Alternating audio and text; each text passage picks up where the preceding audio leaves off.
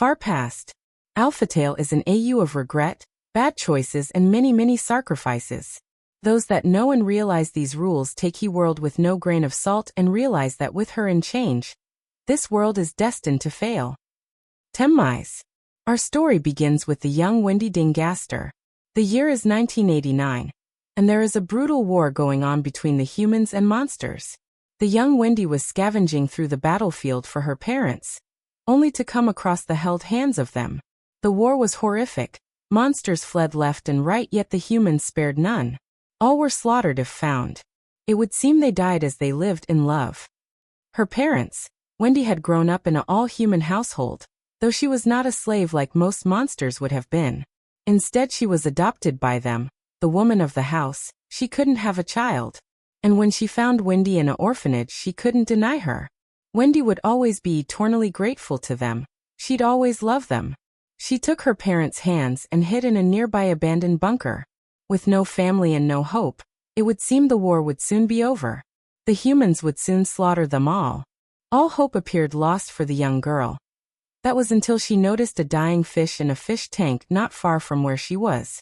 She then, for some odd reason, began to build equipment to house the fish and commenced with taking the dead fish back to the underground, where her laboratory was. It was abandoned thanks to the war, so she had all the time she needed to make her weapon. A weapon to turn this battle in their favor. Outside, the war continued to rage on. The sounds of guns and missiles being fired through the air sounded like the wind. The screams of monster hung in the air like gunpowder. The smell of gunpowder itself filled the air, making nearly impossible for some to even breathe. Wendy commenced to build more and more until her fingers and hands couldn't take it, but she knew she had to keep going. After a while, the transfusion machine was complete. She then put the fish in one of the chambers and let herself rest for an hour before returning to the battlefield, where she took determination DT from the corpses of humans she found scattered about. Once she returned to her laboratory, she dumped the DT into the machine and activated it, transforming the fish into her perfect warrior, Quenya. Wendy ordered Quenya to strike down everything on the field that wasn't a monster or didn't look like one. Quenya then commenced to slaughter all the humans, turning the tide of the war. After some time, the humans, battered and beaten, unconditionally surrendered. Ascari, accepting their surrender, demanded that they leave the monsters alone forever. After the final battle, Wendy was given an award, and was given the position of the Royal Scientist of the Underground. A position she wasn't comfortable with. She had saved her entire species, and all she got was a medal? Her head was spinning. What did her parents die for? Even if there were humans, they treated like their own. This was a sin upon itself. The king and queen, Ascari and Toriel, while they saw no wrong in their awarding her, Wendy could see nothing but it. She grew to hate them both over the years, and this hate only soured as the years went by. 24 years later, after many failures, Wendy fired Alphys for her clumsy attitude and other reasons of non-interest. Wendy would stare at the castle on some dim nights, and would ponder to why she was down where she was and not up there. I saved the kingdom, right? She thought, so why is it that I am left out and never brought up again? Sometimes in the streets, people wouldn't recognize her, and some would even talk to her like as if she were some regular person. The bastards, she thought to herself. After many days, the queen would soon be expecting an heir to the throne. Wendy would soon be assigned to the queen, for she had gotten ill. The king begged Wendy to do her best, and to make sure his wife would be okay. Wendy told him that he had nothing to fear. She is in good hands. 5 months later, the queen died of childbirth, and the child soon shared the same fate. The king was heartbroken.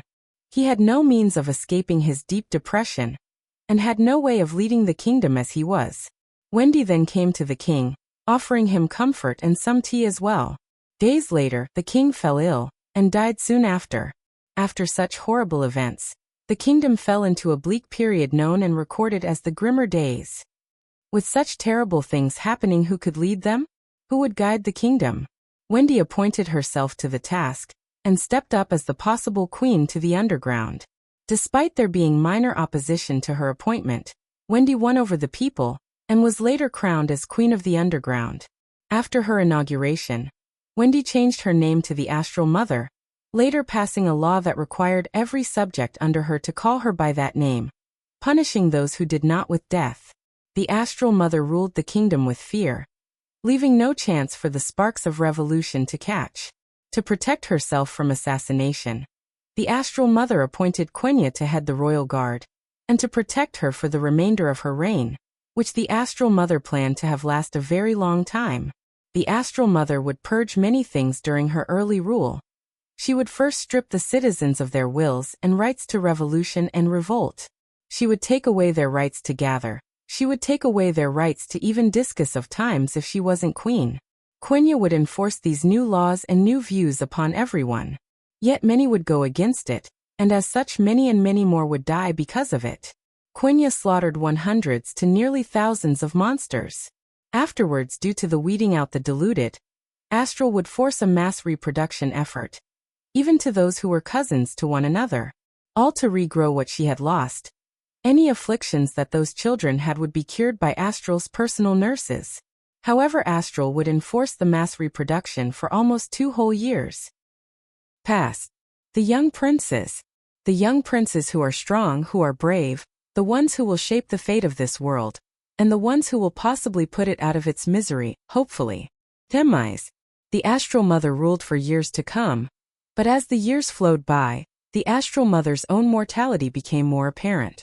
Soon it became clear to her that she would need an heir if she wished for her dynasty to persist beyond her death. She soon courted and seduced many men, though none were worthy of being the father of the kingdom's next ruler, the astral mother thought. One day, as she sat down by the river in Snowdin and relaxed, "Are you okay there?" a voice asked. The astral mother, surprised that someone would approach and talk to her, looked up to the source of the voice. It was an old friend, Peterson, an old flame/friend from her past. They spent the rest of their day hanging out and catching up. The astral mother then asked him at that moment if he would want to marry her. He told her no and that he was with someone else at the time. The astral mother was highly disappointed and left him right after the request. She was embarrassed but overall surprised no one would want to rule by her side. A couple of years later, the astral mother returned to the surface with some of her forces, heading to the human village. She demanded that they give her some humans for testing, otherwise she would wipe out the entire village. The humans, not wanting to start another devastating war, gave in to the threat and gave the astral mother 2 humans, one named Frisk and the other named Chara. Taking them, the astral mother returned to the underground. In the underground, Frisk and Chara were trained in separate ways from each other. Chara was trained in the ways of human combat mixed with monster combat, but Frisk was trained in a new way, a way that hadn't been done before. Frisk and the astral mother trained in many ways, but one of them was reset training. She trained Frisk to learn how to rewind the world to a certain point in time, and they also tried to learn to keep the effects of said timeline intact with the reset itself, but the test utterly failed. After multiple years of failure, the astral mother's life began to dawn close to its end. But before that end, with the humans grown and the kingdom soon to prosper from her death, the astral mother murdered the grown Frisk in his sleep, forcing a sudden reset to the first day of the first reset training. After this event, multiple resets were used to keep the astral mother around for centuries at a time. During these resets, she began to experiment with multiple different outcomes and possibilities, and overall made wonderful progress. After a while, they stopped messing with the world and decided to let it play out and to see what would want to happen with these choices. The astral mother decided to figure out her old friend's address and decided to visit him and his girlfriend. They all spent a wonderful evening together, but of course, the evening grew sour once Peterson had to leave to check if a line started at his job, so he left the 2 women alone by themselves. They quickly got into an argument which was one-sided, seeing how the astral mother functions, and in response she decided to make them a glass of water to cool things down. She went into the kitchen to pour them some water.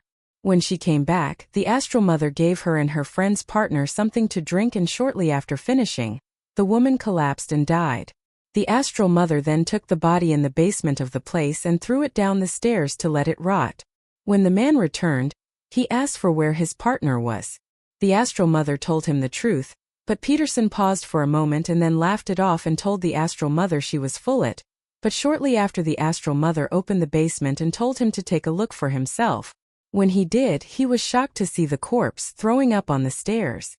The astral mother then told him everything was going to be okay, and that soon he would be happy again. Peterson was furious and utterly disgusted, and at that moment, he wanted to kill the woman in front of him. He wanted to make her bleed and suffer. But before he could get the chance, he was cut down by a mysterious red blade. Before destruction, year 6. Let us allow the future to remain unseen, for we would ruin it with our findings and more so our faults. Demise. 6 years later.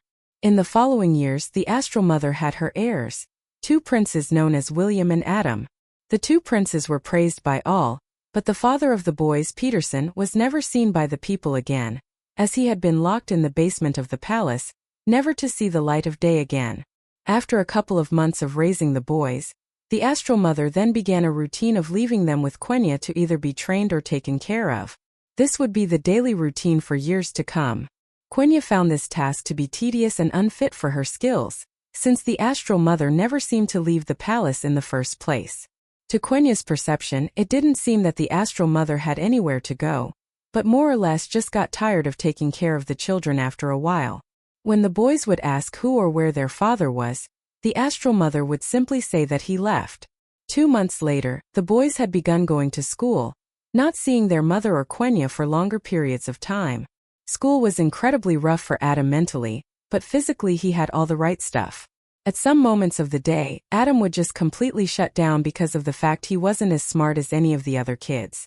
William, however, was a gifted child.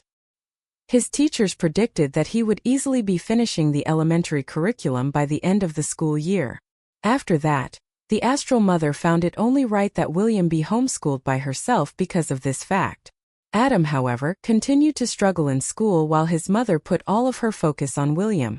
Adam was doing terrible in school and often got into fights. He won them all, of course, with his intense strength and mobility. One day while walking home, he was thinking of why his brother got special treatment and not him. While in thought, Quenya had happened upon him while walking through Waterfall City. It was a touching moment between them. They bonded and went on to talk about stuff that had been happening. Quenya was a bit annoyed with how the astral mother was treating Adam, and then offered him free tutoring lessons on schoolwork, math, and other important subjects. Adam was quick to reply, shouting yes, as loud as he could. He then remembered he had to head home, and said goodbye to Quenya, giving her a hug and leaving. After a month or 2 of secret tutoring, Adam had begun to pass the tests he would have failed. The lessons are working, Adam shouted while walking home from his Wednesday quiz.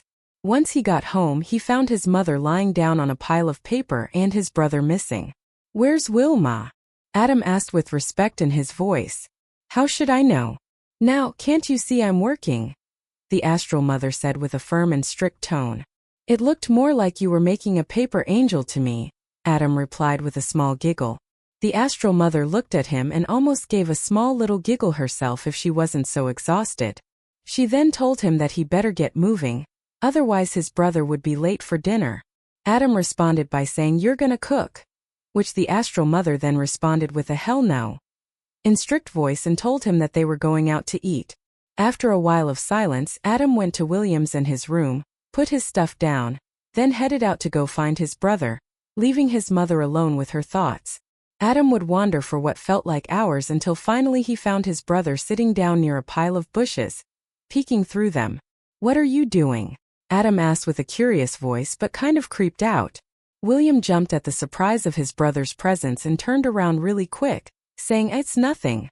I was just making sure that the bushes were well trimmed. They look great," William said, not doing a good job at lying. Adam looked behind him while his brother mumbled on, and saw someone on the other side. "Oh wow, you're stalking someone?" Adam said, trying to get the individual's attention. William, nervous about being caught, put his hands over Adam's mouth and told him to shut up. William looked back to see if the person he was watching had spotted them. The person almost seemed to have not even heard them. William sighed in relief, then looked at his brother. "Not another word," William said with a firm and serious voice. Adam chuckled, then stated that he would never blow his brother's cover like that. "But I would," said a voice from behind them. They turned around to find one of the humans standing away from them. It was Frisk. "Who are you two spying on?" Frisk asked with a neutral tone. Adam answered by saying that he was here because he was looking for his brother, and had just found him. Frisk seemed to be okay with that, but wanted to know who William was spying on, so Frisk walked to the bush where William was. "HY." William shouted. "Wait! I swear I'll do anything. You just dawn." But it was too late. Frisk was already at the bush when he saw Chara on the other side training with just his blade. Frisk looked back at William, then Chara, and then back to William. Frisk then walked over to Adam and told him to just let his brother go. Adam replied, "But my mother said." But Frisk told Adam that he could just say that he couldn't find him. Adam let William go and went off with Frisk to go back to the palace. Before destruction, year 13. Family is as thick as water, blood, and maybe even one day life itself. But until then the strength of one's bond to another shall be tested. Demise. The kingdom began to expand more and more across the years, and eventually even began to expand outside the underground. Humans and monsters were still against each other and still vowed to keep their distances, but this time we would see a more gruesome side to this proud world. William was growing quite fond of Chara over the years, and the same could be said of Chara for William as well. One day, while going down the Waterfall City Trail to Snow Den, William spotted Adam being picked on by other school kids. He was quick to get to them to stop the fighting. William broke the boys apart in an attempt to keep the tension down. The bully spoke towards William in anger. "What hell do you think you're doing here, nerd?" The bully shoved William away, putting his focus towards him. "You think you're clever coming in here for him, huh? Well, all you did was make yourself a target as well," the bully declared, threatening William. Adam couldn't move and was too shocked to do anything. That was before he saw hope in the distance. Quenya was running towards them. Adam overflowed with joy, but then out of nowhere, she stopped dead in her tracks and put her hand to her ear. She then looked at the boys, then went running in the opposite direction. Adam's heart dropped, and as soon as she left, he could hear his brother getting beaten up by the bullies. Adam was just frozen and had no idea what to do. He just stood there and watched them beat him up. William was screaming and begging for Adam to jump in, but Adam didn't. He just stood there and let it happen. After they were done with William, they went straight to Adam. The biggest one of them grabbed a hold of Adam's jacket and picked him up by it. Adam was confused. Why would the women who took care of him all his life, the women who helped him pass the 6th grade, be so willing to just up and leave? He couldn't stand it. He couldn't bear it. Adam punched the bully in the face who was holding him up. The other ones then commenced to jump at Adam, but they were stopped in their tracks from what looked to be webs of some kind. They were sharp to the touch, cutting against the bully's skin and keeping them in place. Then out of nowhere, this beautiful girl came from the sky and landed in front of Adam, asking if he was okay. Muffet had arrived right in time. He responded with a "why yes," and as soon as she turned around, the bigger bully came and punched her right over Adam's head. Adam looked up at the bully and then was soon knocked to the ground as well. William opened his eyes and witnessed his brother and this random girl getting beaten to a bloody pulp. William tried to get up but was too wounded to move. All he could do was watch. The bigger bully was beating up the girl with all his might, though she fought against him as well, but with little effort to show. William was utterly useless, just like he had always been. He couldn't reach them in time and he couldn't even stand up. William then thought of the blue attack and then used it on the bigger bully. The bully laughed and stated, "Fine. Once you run out of magic, I'll beat the shit out of you too." William was unable to stop the other bullies, who had been cut free by the larger one, from beating up his brother and the girl. Eventually, Adam and Muffet were beaten unconscious, and William was left to lay there while the bigger bully stood there waiting for him to run out of magic. The other bullies began to walk towards William. William began to cry. He didn't want to be beaten up or even end up like his brother or that one girl, but it seemed like he was going to. It all seemed inevitable. William had no idea what to do. Soon the bullies were so close he could hear their breaths. Was this it? Is this where I black out too? William asked himself before one of the bullies kicked him in the head. William could hear them laughing at his pain, his suffering, his tears, and his weakness. All he was able to do was keep a bully in place. William then lost himself, as if his mind had quit on him, and his body then went limp. The bullies panicked, wondering if they had killed him. One of the boys went to William to check on him, and as soon as he did, William then picked up the boy using his magic and threw him straight to Hotland. The boys were left stunned and had no idea what the hell just happened. William then got up as if he was just lying down because he wanted to, and then stoop up as if nothing had happened. He then looked at them and focused his attention on the rest of the bullies. He used blue magic to lift one of the bullies so high that they would reach the ceiling of the underground. The bully never did return to the ground, but his blood most certainly did. The rest of the kids were horrified and didn't know what to do, so they ran away and never looked back. The bigger one, however, was stuck, frozen in place from fear and shock. William approached him and began to lift him too. The bully screamed in fear and begged for forgiveness, but William didn't listen. He then began to close his hand, and as he did, the bully's bones began to crunch and snap, as if gravity itself was betraying him. Adam would wake up to the screams of the boy. Immediately, he ran to William and shook him, telling him to stop and that they weren't in danger anymore. Soon, William came to his senses and saw what he was doing. He looked at his brother and saw Adam in tears, begging him to stop. William looked at Adam's damaged body and then looked back to the bully. The bully was hardly alive. His legs were in places no one had thought they could reach. William stared, then told his brother, "I need to do this." Adam stared at him with shock, and then froze as his brother continued to close his fist, the blood of the bully beginning to soak the unconscious Muffet. Adam then punched his brother. William, knocked off balance, let go of the bully. William took a couple of steps back and looked at his brother. Adam looked at his brother with anger and frustration. William stared at him with confusion and rage. The two princes at a complete standoff. William summoned an unknown and never-before-seen blaster out of the blue. "Don't do this, Will." Adam tihretenet. William started up the blaster, then told his brother, "Get out of my way." Adam stood there, knees shaking, knowing that he was about to fight that he was about to fight someone he had never known before. Adam then repeated himself one last time and "Oh." Adam shouted with hate in his eyes. William let out a sigh of disappointment. "That is unfortunate," William said. He then fired the blaster at Adam. Adam was surprised but dodged it entirely, a huge boom coming from behind him. As Adam looked back, his face contorted with shock and surprise as the dust from the explosion revealed a massive hole in the mountain. A bright light shined on Adam's face.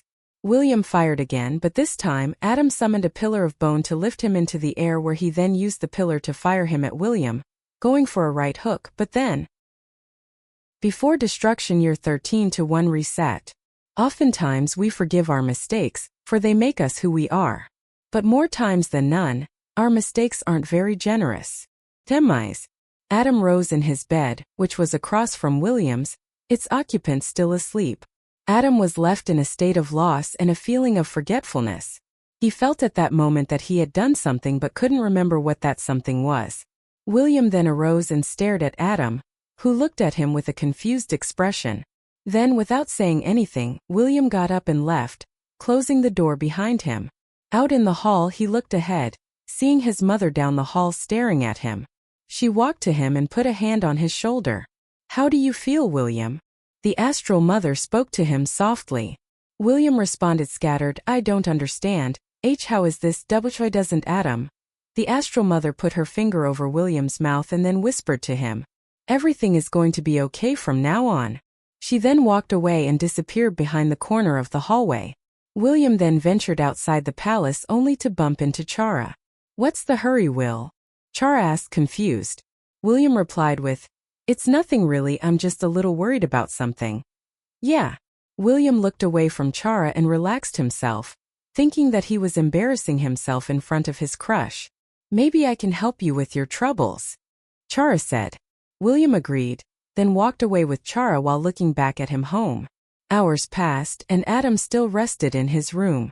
He was still thinking over what had happened, but he couldn't remember what it was. Later that day, William returned with Chara, and before Chara left, he hugged William and told him to take it easy. William entered the palace and was about to go upstairs when he saw the other door across the hall open. In reaction, he hid behind a wall, peeked out from behind and saw Frisk come in. Frisk then went to the computer monitor and typed in a passcode that William couldn't see. The computer monitor went into the wall, and then revealed a secret passage that led below the palace. Frisk went into it and the monitor went back to how it was before. William went to it and stared at it. Come on, there must be some kind of clue. William tried all the methods his mother had taught him but got nowhere. That was until he remembered his new trick from last time. He backed up and put his hand in front of the monitor. William then focused his strength into clearing his mind and focused on moving the monitor. Despite trying for 15 minutes, nothing happened. William, however, felt lightheaded. Falling to one knee as his left eye began to leak a weird blue and black fluid. William brushed it off, then stood up once again and tried his new ability once more. This time with more concentration. Despite this, he still failed, but he unlocked the eye that he had in that other fight with his brother. How come it isn't working? He wondered, pondering on it for so long. The monitor shifted yet again. He hid behind the wall again and watched Frisk walk out with a smaller version of himself. Except this one was wearing a scarf for some reason and held a book. It was odd, but he had no time to be looking into it, so he took his chance and went through the passageway before it closed. William looked around and went down the staircase. This is all new. Or, has it been here the whole time? He descended for what felt like hours until he finally arrived in a secret laboratory. It was huge. The floor was almost covered with papers in giant tube-like containers. Some of the containers were filled with people while others had what looked like remains of others too. He then noticed the big container in the center of the room. It was glowing green and appeared to have something that looked almost fetus-like. He reached to touch it, but before he could, someone grabbed his arm. He looked next to him and saw that it was Frisk. He felt his heart drop. Was this it for him? Frisk threw him onto the ground away from the container while another human who he had never seen before grabbed his hands and applied handcuffs to them. The human was cold, as if they had never been outside before. Chancing a glance at their head before he was suppressed, he saw that the human had blonde hair, with a single silver lock at the side of their head. Died, William thought, but before he could begin to ask questions, a familiar voice came down the steps with the same small skeleton he saw before. Well, number one, you surprised me by coming down here, said the voice. Eventually, the person came down and revealed themselves to be the astral mother. William got up and, with his hands restrained, couldn't muster up any of his abilities, at least not his bones or blasters. William looked at her, and then back to Frisk and the blonde human. You did a great job getting him restrained, Jabez, Astral said with confidence in her voice. William looked back to the blonde human and figured that was who she was talking to. William mustered up the courage to speak. What's going on? He asked with hesitation in his voice. The astral mother looked at Frisk and said, Go ahead without me. Frisk went to the darker part of the lab that couldn't be seen from where William was. It was about time for things to start getting interesting, Jabez said with joy in his voice. William was frustrated. He had no idea what was going on or who was on his side, if that was even a thing anymore. The astral mother walked to the central canister, then asked for Jabez to lead William to the canister as well. William looked at the contents with awe at first, but then became furious by the fact that he didn't know what was going on. What is all this? What is that? William shouted. The astral mother looked towards William and stated, The future, boy, the future. For too long have we been without control in this world. Well, no more, I say. I wish to gain control of the world, over the timeline, over it all. She was very profound about her words and almost sounded like a pastor, the others around her listening to her bullshit. William wasn't having any of it, so in response, he smashed the back of his skull into Jabez's face, then jumped over the link between the handcuffs, almost dislocating his arms in the process. His arms relatively free, he used his blue magic to throw Jabez across the room. The astral mother turned in shock, but before she could do anything, William used his blue magic on everything else in the lab, burying her underneath all her paperwork and other lab equipment. William ran to the staircase in an attempt to escape, but a bright red light blinded him for a second. As he turned around to check if he was being followed by his mother or Jabez, he saw Frisk standing in front of him instead. In a slow, almost standstill-like motion, Frisk condensed part of his determination into a katana and sliced off one of William's legs. Just as if time had started to move again, William fell to the ground in pain and was aching and screaming until Frisk stuck the katana in his mouth and shouted, as if he were out of breath. "Shut up." Frisk stared at William, and William at Frisk, staring at him with an expression that simply asked, "Why?" Frisk said nothing. He simply pulled the katana away from William. "Why are you doing this?" William shouted, now able to speak again. "Why are you betraying us? Betraying everyone who cares about you? Don't you feel anything?" Frisk took a long pause, and before he could speak, Jabez burst from the wreckage he had been buried under and ran to Frisk. "Are you okay, Frisk? Do you need first aid any?" Frisk stared at Jabez with an angry look and then walked to the wreckage near the green canister where the Astral Mother was buried. Frisk stood in front of it and looked down towards it. It took a while, but some pink smoke came out of the wreckage. The Astral Mother then reformed herself in front of William, wearing nothing but disappointment on her face. Frisk then reabsorbed his katana since it served no other use at the moment. Frisk then watched as Jabez started to beat William senseless. The Astral Mother walked past the staircase and then shouted at Frisk, "Come, Frisk. It's time for the next phase for this timeline." Frisk walked to the staircase, but before reaching the second step, he was held back by William, who had grabbed his leg. Please. I know you're better than this.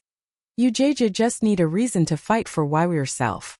Frisk looked down at William and yanked his leg away, continuing his ascent up the stairs, ignoring William's cries of agony.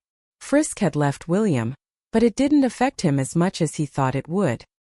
He then looked up the stairs and called for the Astral Mother, listening for a response. When no response came, Frisk immediately went running up the stairs. When he arrived at the top, he found her standing in front of the opening of the lab, staring at someone in her computer chair, turned away from them. Frisk looked at the Astral Mother and she looked at him too. After a few seconds, the Astral Mother looked back to the stranger. "Who the hell are you? And what are you doing in my home?" The mysterious person continued to mess around with the computer. Jabez then arrived as well and looked over at the person. Jabez scanned that stranger. "I want to know who I have to use for my next experiments," the Astral Mother said with anger. Jabez immediately scanned the individual, then processed the data. I don't know how to say this, but..." Before Jabez could finish, the person in the chair spun around towards them, then put something in their pocket and rose. "It's all right, little one. I can say it myself." The person emerged from the shadows. "I am you," said the stranger. The stranger was wearing a gray lab coat, a long dress, and most of all had long black hair. "That's not possible. You don't look anything like me," said the Astral Mother. The stranger walked over towards the exit and stopped there. "And why would I? You think that your children would end up looking like you because they come from you? Every timeline, every possibility is being played out, and who's to say that they have anything to do with us or look like us? What I'm trying to say is that timelines aren't just alternate realities. They're different endings, possibilities, and most importantly, they are unique," said the stranger. The Astral Mother looked at the stranger and walked up to them. "My lady," said Jabez. "I'm fine, boy. Stay back," said the Astral Mother with an angry tone in her voice. She stopped in front of the stranger, then spoke to them. "All right. I'll play this game of yours," said the Astral Mother with a darker tone. "Who said this had to be a game?" the stranger asked. The Astral Mother became more agitated. The stranger was about to touch the Astral Mother's hair, but the Astral Mother caught the stranger's hand immediately. "I used to have hair like that," said the stranger. "What happened to you? Why are you here?" the Astral Mother asked. "I'm here for my kids that you stole," said the stranger. "That's impossible. You and I have the same amount of kids no matter the timeline," claimed the Astral Mother. "You really are an amateur at this shit," said the stranger. "What did you say?" shouted the Astral Mother. "I want them back, you bitch." The stranger pushed the Astral Mother away from her, causing the Astral Mother to back up a few steps. She immediately looked at the stranger. Nothing happened to them. Why hasn't anything happened to them? The Astral Mother thought. Frisk and Jabez ran to the Astral Mother's side and got their weapons ready. The stranger said, "You think I wouldn't have noticed what you did? You took everything from me. And now I'm gonna give you hell for it," shouted the stranger. "From this day forward you shall know me as." The stranger calmed down a bit before they said their name. "The Void Empress," said the stranger gently. I'll be back for them, and when I return you'll have hell to pay. Oh, and one more thing. Change your fucking password, said the stranger before vanishing. The astral mother looked at herself in the reflection of the floor tiles. Frisk, restart the timeline. Frisk looked at the astral mother but didn't question her. Immediately, Frisk took up his katana and sliced open his throat. Things have begun to grow more complicated. Before Destruction Year 15-2 resets, we all have to face the music of our mistakes, whether that be a beautiful symphony or a lamenting dirge. We have no right to choose. Demise. From that day forward, the woman known as the Void Empress continued to try to take back her 2 children. The first was named Ares, who was the skeleton with the scarf and book, and the second was named Jacob. However, all attempts failed as they were usually guarded. William and Adam were back at Quenya's, relaxing and having some food when a knock at the door came. You two finish your food, Quenya said as she went and answered the door, only to see a tall skeleton, DeLeos, on the other side. Something you need, DeLeos? Asked Quenya. I'm here for those 2. She needs them for testing again, DeLeos said, looking past Quenya and staring at William and Adam. Hey now, look here. These boys have school and important stuff to be doing. I'm not just gonna hand them over to you because she needs them, Quenya said, getting ready to close the door. She won't be happy about this, said DeLeos. Yeah, well, tell her she should have thought of that before giving me her kids, Quenya said as she slammed the door and took a breather. Mom, is everything all right? Asked Adam as he walked, leaving William at the table.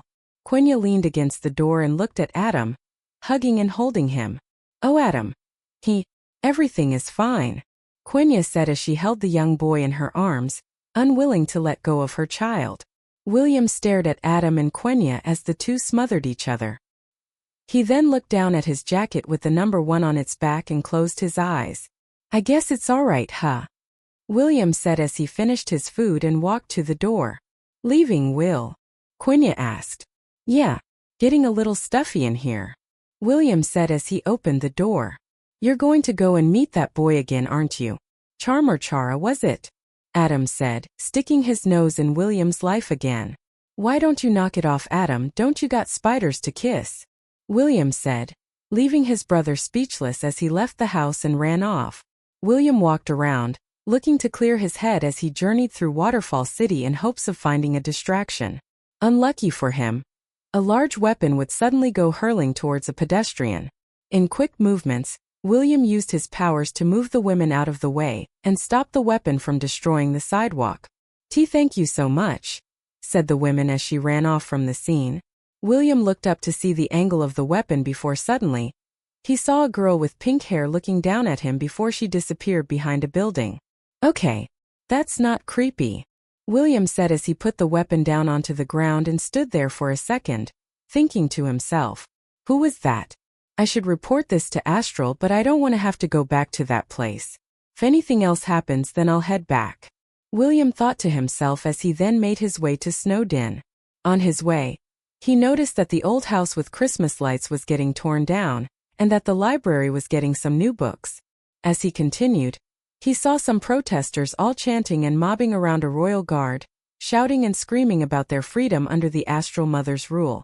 As they ranted, Muffet announced her presence in the crowd and shouted louder and prouder than anyone else there, at least until more guards arrived and began to disperse the crowd with force, hitting and tossing them, forcing everyone to run away. How ridiculous! No one can match her, William said to himself as he walked to the ruins and into the old queen's home, where he looked around for a bit before calling for Chara.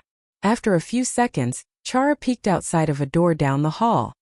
Oh hey, it's you. What's up? Chara said as he went back in the room, opening the door for William, who walked in and saw Chara changing into some of the queen's old clothes. William looked away, completely flustered. Hey, so I was thinking of, how about I take you out somewhere nice today? My treat, William said as he covered his eyes, but yet still leaving enough of gap between his fingers to get a good look at Chara's amazing figure. So help me, Will, if it's Grillby's again, I'm gonna choke you, Chara said, looking over at William. Well, I take that back. You don't have a neck. Well, I mean you do, but you get the idea. Chara finished putting the gown together. All right, Will. How do I look? Chara asked. William removed his hand from his eyes as he looked in awe at Chara's amazing body and figure fitting into the very big gown, though he thought to himself that Chara didn't look good in purple. But then he remembered his hair was also purple, so it didn't matter, he guessed. You look, like wow. Can I just say wow? William said as his words flew out his mouth like a jet tumbling from the air. Hee hee. What you can say is, yes Chara, I would love to go out with you to the Aire resort. How does that sound? Chara said as he walked out of the room past him. Aire resort? William said in shock as he quickly followed Chara out of the room and into the rest of the ruins. But that place is crazy expensive, Chara. Couldn't we go to Waterfall City and enjoy some nice cream? Or maybe go visit, I dunno, someone. William said as he tried to keep up. This date thing means a lot to you, huh? Chara said, stopping and looking down to William with a smirk. Well yeah. I've been saving up to take you somewhere. William said. Well then try saving up some more and maybe I'll say yes. Toodles, pretty boy. Chara said as he walked away, continuing his patrol of the ruins as he normally did. Damn. He really likes playing hard to get. William said as he got ready to walk away, only to bump into Frisk, who was standing behind him. William looked up, making eye contact with the eyesore as Frisk looked down at William with slight frustration. Shouldn't you be on a lab table, William? Said Frisk with a cold tone. Shouldn't you be on a leash? What the hell do you want? William said as he put his hood over his face and looked away. Oh, you know damn well, same thing as always. I want you to stay away from Chara, alright? We have enough to deal with already without having some skeleton coming around and ruining things. I don't care what you do with your time just so long as it's 50 miles away from us. Frisk barked as he pushed past William, leaving him there with anger in his eyes. William left the ruins and walked to Hotland to see what his mother was up to. He walked to the palace and punched in the passcode that led him into the laboratory. As he walked in, he saw DeLeo sitting on a couch watching TV, while Ares was sitting on the floor alongside him. Hey guys, William said as he walked inside and put his hood down off his head. Hey Will. DeLeos and Ares said, not taking their eyes off the television. William rolled his eyes and went to a nearby fridge, grabbed some ramen and began to cook and eat it. Oh, can you? But before DeLeos could finish his sentence, William interrupted him. No. William said without moving his body to look at DeLeos. You didn't even hear what I was going to say. DeLeos said, getting angry quickly, much to Ares's distaste. You were gonna ask me to do something that you're lazy but could easily come and do with a few planned steps to the fridge. William said with a smirk, but before DeLeos could respond, Ares spoke. DeLeos, shut up and sit down. I can't hear what the people are saying. Ares said, keeping his focus entirely on the TV. DeLeos looked to William, then back to Ares before sitting down again. William leaned against his mother's desk and looked at Ares. Where's Jacob? William asked. Probably taking a bath. Ares said as he looked to the kitchen to see if the toaster had been removed, which it hadn't. William looked around and waited as he moved to finish his food. Before he could finish, the entrance to the lab opened and out came the Astral Mother. Well, what is this? I wasn't expecting trash day till tomorrow. The Astral Mother said as she walked over and grabbed William's ramen from his hand and began to eat it. You don't even have a trash bin. William said, not particularly caring. And yet you're here. His mother replied as she sat down and checked on all the cameras. So, I'm gonna guess that you aren't here to wish me a late Mother's Day. The Astral Mother said as she typed away on her keyboard. No. Look, I wanted to ask if I could borrow some money from you. William said, to which Ares and DeLeos looked away from the TV and moved their attention to William's striking request. The Astral Mother swiveled in her chair and moved to face her son. And why would I do that? You never come in for testing, and you're always hanging out and distracting my other worker from his job. Exactly what do I get out of assisting a snot-nosed, unwanted brat such as yourself, The Astral Mother said as she tapped on the desk with her long black bone finger. I'll call in every once in a while. William said, to which his mother didn't respond to. I can come in for testing. William said with hesitation, which, shockingly, his mother didn't respond to. I'll clean out that stupid attic you wanted me and Adam to clear out 2 years back. William said, to which his mother responded with a ding noise. Good work. And here people say you aren't smart, and by people I mean me. What's that thing I always say about me? The astral mother asked. You're always right. William groaned. All right. Sounds like a deal. You go and clear that place out, and I'll be sure to hand you a good old couple of 100s to help you dick your friend or something. The astral mother said, turning back around. We're not together. William said in slight anger. Oh, whatever now. Unless you're here to look pretty, which you're not, I need you out of my sight. I can barely stand having the two sad sacks and Aries already, she said as she continued to type away, leaving William to walk out of the building. Back at the ruins. Why are you always like that with him? You know he doesn't mean any harm, right?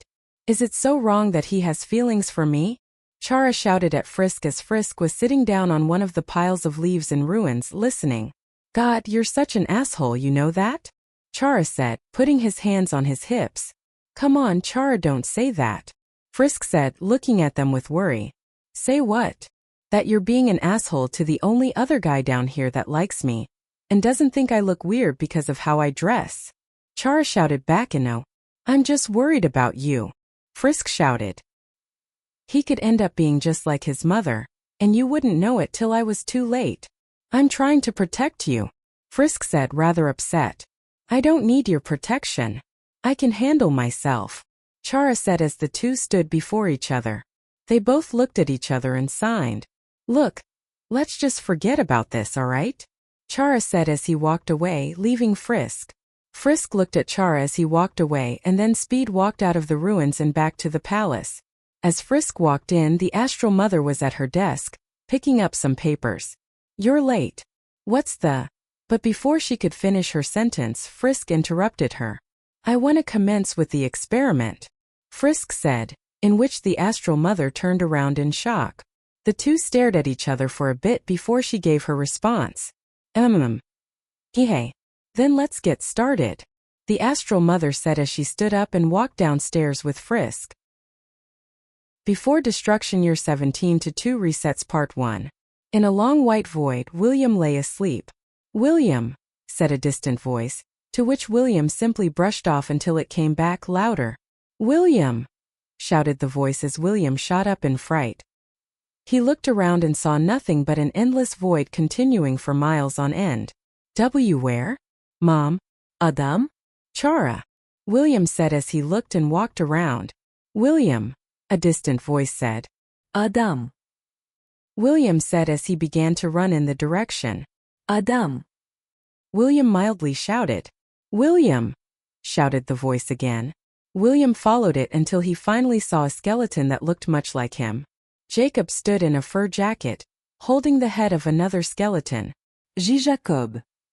William said as Jacob slowly turned around, revealing the head to be Adam's. Adam.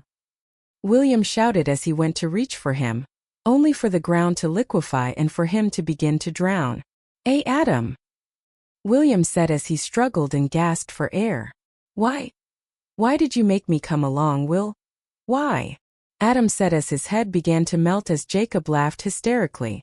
Hey, damn. William shouted as he drowned, only for him to wake up on the couch at Quenya's house. William's eyes were shot with shock. He was covered from head to toe in a cold sweat and was visibly crying. He wiped his face and went to his room there to change his clothes. William. You're up. Breakfast is just about ready, Quenya said with a smile as she kept cooking. Adam sat at the small table in the room next to the piano. Morning, bro, Adam said, looking towards William. William was still in a bit of a shock from what he had woken up from, but he just shook his head, getting his composure back. Morning, Adam. William responded as he sat on the other side of the table. Such a sweet day out. It's days like these, when the morning winds get pulled down into the mountain, when my lungs fill with determination, Quenya said somberly as Adam and William looked on at her. After a couple of well-eaten pancakes and some good orange juice, Adam and William walked out, waved goodbye to Quenya, then proceeded to leave and walk towards Hotland. Hey, Will, Adam said, to which William looked towards him.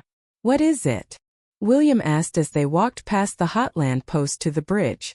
Do you think Muffet has a boyfriend? Adam asked as he tried to hide his face. William looked at him awkwardly, as he wasn't sure what to say to Adam. Though to be fair, he wasn't paying him much attention, as he was instead thinking of Chara, and how nice it would be to be in his presence once more. Will," Adam said, trying to get his brother's attention again. "Oh, I think that she, oh, you can ask her now," William said, relieved as he pointed at a giant mob surrounding the front door of the palace, Muffet standing at its head. What the?"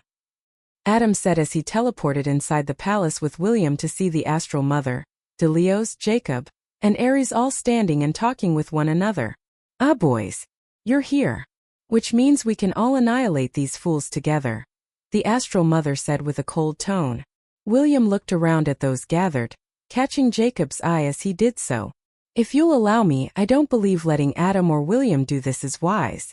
They can hardly fight." "Allow me to do so," said Delios, to which the astral mother looked at him. "If I wanted your input, Delios, I would have asked for it." "As I did not, shut up," the astral mother said. When she finished speaking, the rambunctious crowd revolting outside began to die down. Moments later, Frisk and Chara entered the palace. Ah, Frisk. "Such perfect timing you have," the astral mother said. "Targets have been disposed of," Frisk said as he and Chara walked over some corpses towards everyone. Frisk made slight eye contact with William, who was staring at him too. "And their leader?" the astral mother asked, to which Frisk shook his head. "Flew away at the first sign of action," Chara said while cleaning off his knives. "That annoying spider is going to give me quite the headache," the astral mother said as she walked over to the couch and sat down while everyone just stood around and either stared at one another or her. Hey. I'm sure you're all wondering what I have planned for today, but I can't seem to think of anything, so why don't you all have fun with yourselves till you're needed?" the astral mother said, allowing everyone to breathe for a moment before they all began to leave the palace. Jacob then walked past the astral mother only for her to grab his hand. "Oh, but not you. I said everyone, not every rat. You still have a few more things I want," the astral mother said as she got up and got behind Jacob. "So why don't we continue from yesterday?" the astral mother said as she sharpened her claws. Adam and William looked over while they left. Adam froze as he saw the astral mother getting ready to harm Jacob while William just stared, then moved his attention towards the Hotland exit as he began to walk faster. "Wait!" Adam shouted as he ran back inside and grabbed Jacob. "Jacob promised to hang out with us today. Is it okay if we have him for just a little bit longer?"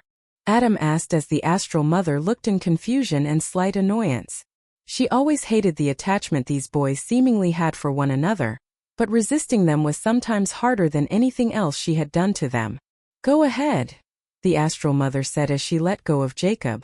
Adam ran out of the palace with him as William waited for them.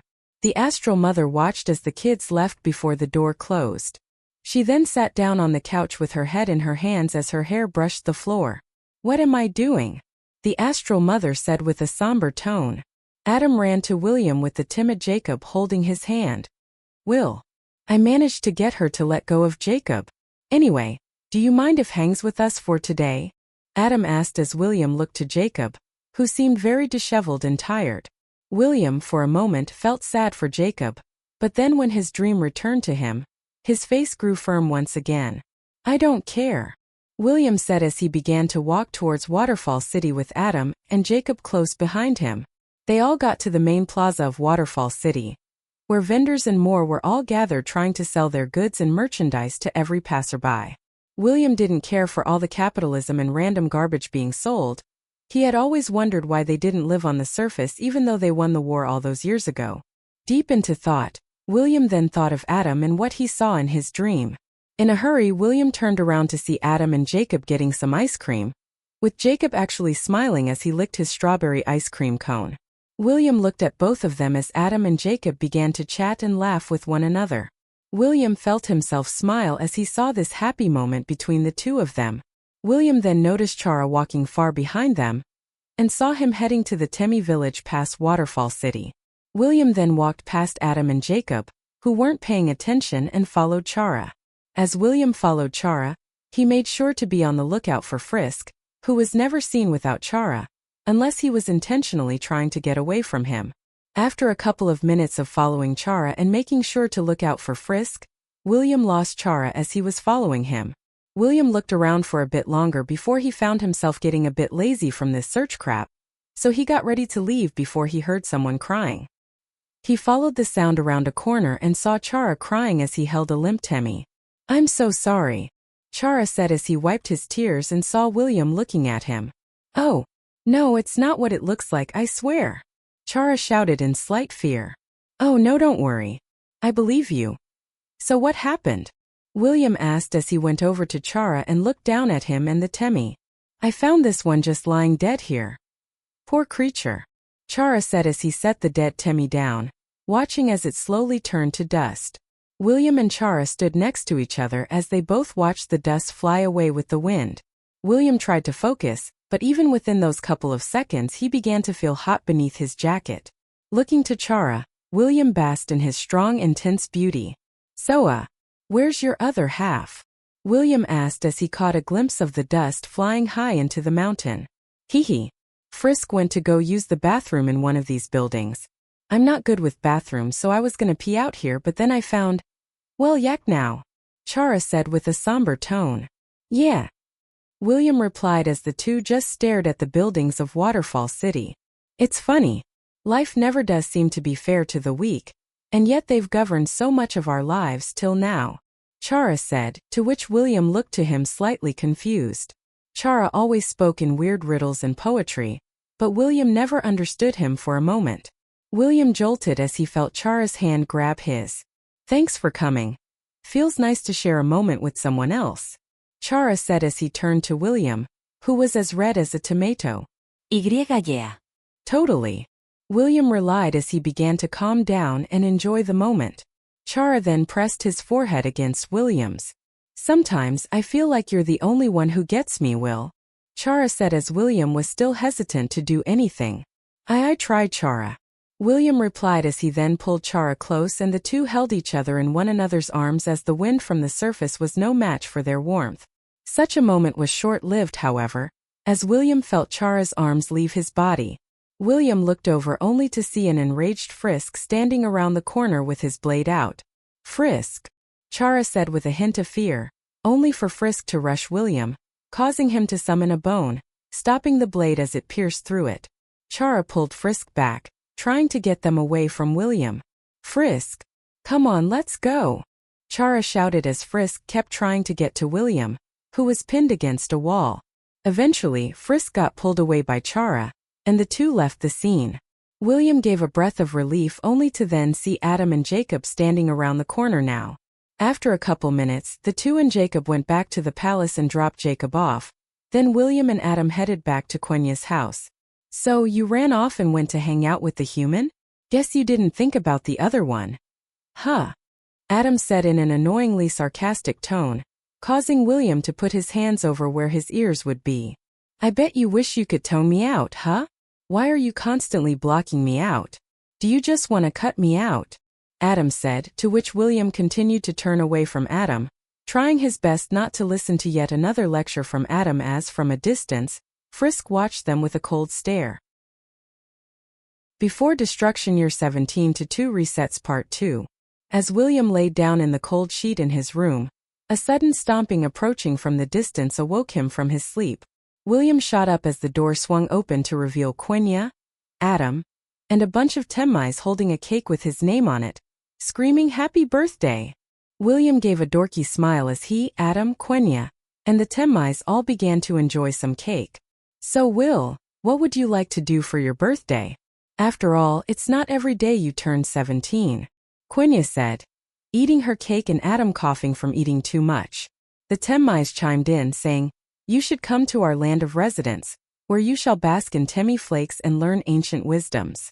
William stared at them. "Honestly, I think I'd rather SLE. But he was quickly interrupted by Quenya smacking him with her spear. No.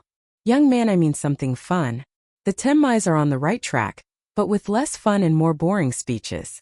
Besides, if you can't think up something, I already planned an event for you," Quenya said as she got the boys' plates and took them to the sink while the Temmies talked amongst themselves.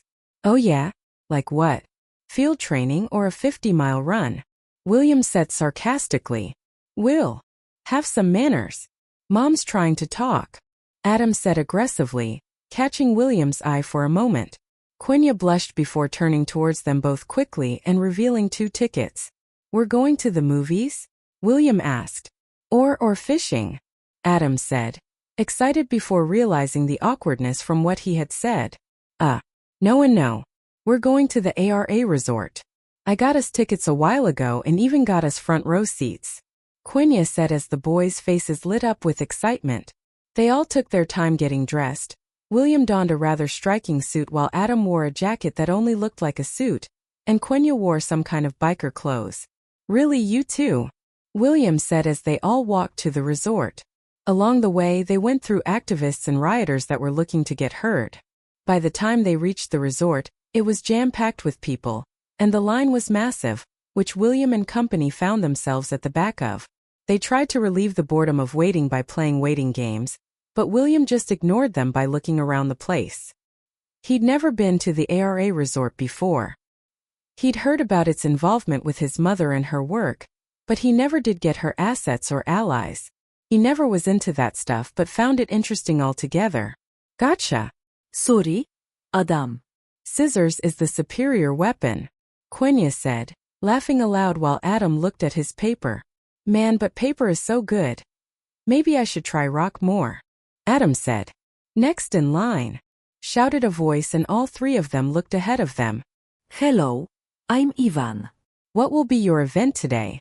Ivan, a tall cat monster, asked as Adam and William watched a ghost monster work at a mix table in a corner. Quenya told Ivan about their reservation. Suddenly, however, well, it's as if all my favorite people are here today. The boy, the girl, and the fish, said a familiar voice that the 3 of them winced at as they all turned around to find everyone in line spread apart and gawking at the arrival of the astral mother, Frisk, Chara, DeLeos, and Aries. What are you doing here? Quenya said as she moved William and Adam behind her. Watch your tone with me, you cold-blooded bitch. I'm allowed to be around my own damn children, the astral mother said aggressively. Well, you're not wanted here, said William as he moved out of Quenya's grip. William, Quenya said cautiously. Oh yeah? Well, guess what, sport? There's just one teeny tiny problem with that. You see, I own you, shouted the astral mother as she stood tall against William, who backed up slightly. Enough. This is William's special day. I won't have you ruining it for him, said Quenya as she got in the astral mother's face. Frisk stared daggers at William, who also looked at him back before seeing Chara and calming his gaze. Mom, perhaps we can hold the aggression for another time, said DeLeos calmly, getting the astral mother to calm down and walk past Quenya. Happy birthday, the astral mother said as she walked away into the ARA resort with DeLeos and Frisk.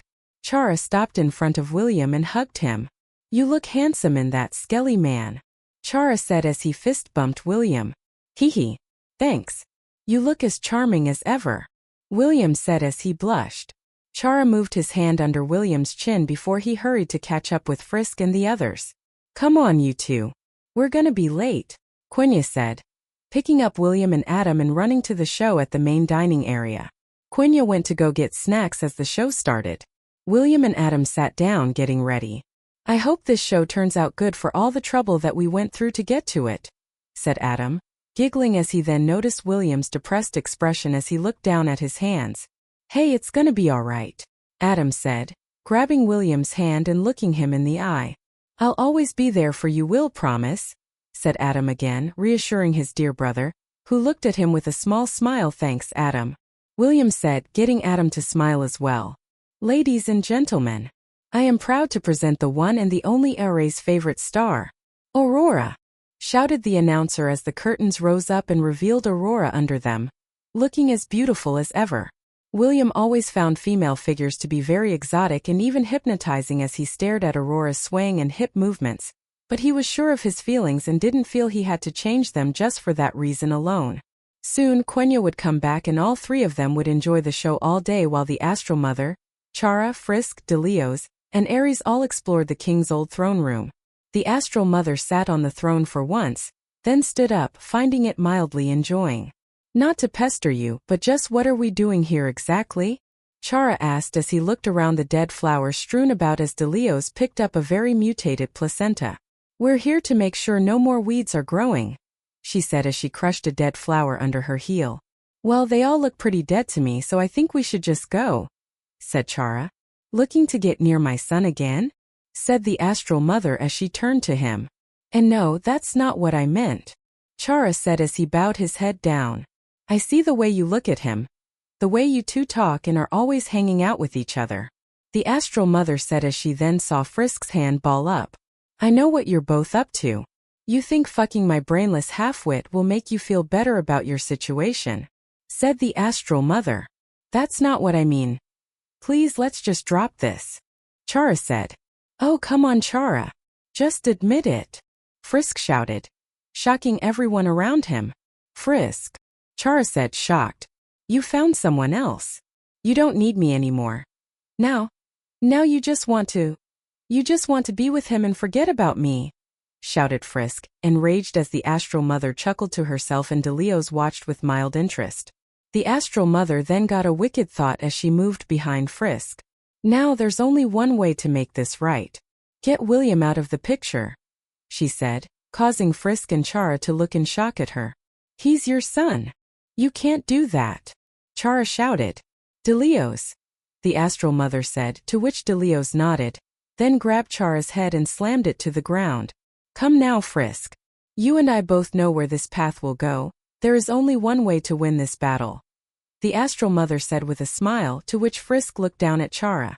Genocide, the astral mother said with a wicked and twisted grin. Frisk then gritted his teeth in anger as he then brought up the menu screen. No. Frisk, don't do this, Chara screamed as he struggled. Sorry, brother, but there is no other way. I can't let him poison you against me, Frisk said as he then looked at the reset button. Frisk, please, Chara said as the astral mother smiled widely behind Frisk as he pressed the button. Before destruction, year 17 to 3 resets. William woke up in his bed to the sound of fighting outside. Immediately, he got his clothes on and exited Quenya's house to then see Frisk cutting down some monsters as he made his way to him. Frisk, William shouted. In response, Frisk's burning eyes jolted towards William as he then began to sprint towards him. William jumped out of the way as Frisk tried to cut him. What the hell is happening? I need to find Adam and everyone else, William thought to himself as he teleported away, leaving Frisk by himself in Waterfall City. William reappeared at his mother's palace and yelled out for his family and friends until the TV in the room turned on, revealing his mother. Hello, Will, said the astral mother as William looked at her in confusion. Why are you? What's going on? Why is Frisk attacking me and killing monsters? William said in confusion, only for his mother to chuckle to herself. You'd do best to hide somewhere. This experiment is going to be interesting, the astral mother said as the TV then shut off, leaving William confused and unsure what to do next thanks to the gravity of the situation. William then teleported to Snowdon looking around for anyone, but all he saw was a number of corpses strewn around the streets. And no, this can't be happening, William said as he felt tears begin to well up in his eyes, but the moment was lost when he suddenly heard running footsteps coming his way. He moved out of the way just in time to dodge Frisk's attack. Why have you done this? William shouted as he used his magic to throw Frisk around and slam him to the ground. Murderer! William screamed as he fired a blaster at Frisk. William's eyes ran with tears as he looked around for anyone to be alive, but nobody came.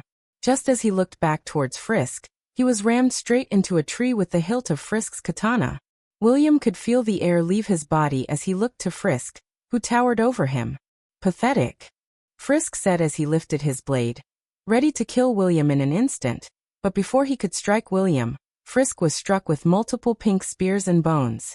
William ran out of the way of the attack and looked up to see the attackers. DeLeos stood proud, despite being badly wounded, with Quenya standing nearby. DeLeos. You're alive, thank God, William said as Quenya came over to him and hugged him tightly. Are you all right, Will? I'm so sorry it took me so long to find you, Quenya said as DeLeos ran towards Frisk with one large hammer and fought with him. Where's Adam and Chara? William asked, still catching his breath, to which Quenya shook her head. Adam. He was badly injured, and we have no idea where the other human is. I'm sorry, Will, said Quenya, to which William jerked himself away from her. No. Adam will be fine and Chara will be too, William said as he eyes then jolted towards the way to the ruins. Immediately he started to run there.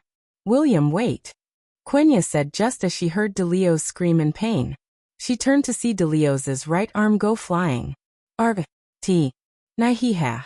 You always were the most annoying out of the bunch, Frisk. You never could figure out a puzzle to save your life. DeLeo's said as he got another hammer and held it in his mouth. Ready, Quenya? Mumbled DeLeo's as Quenya walked next to him, and they both stared down at the human child. We'll be safe.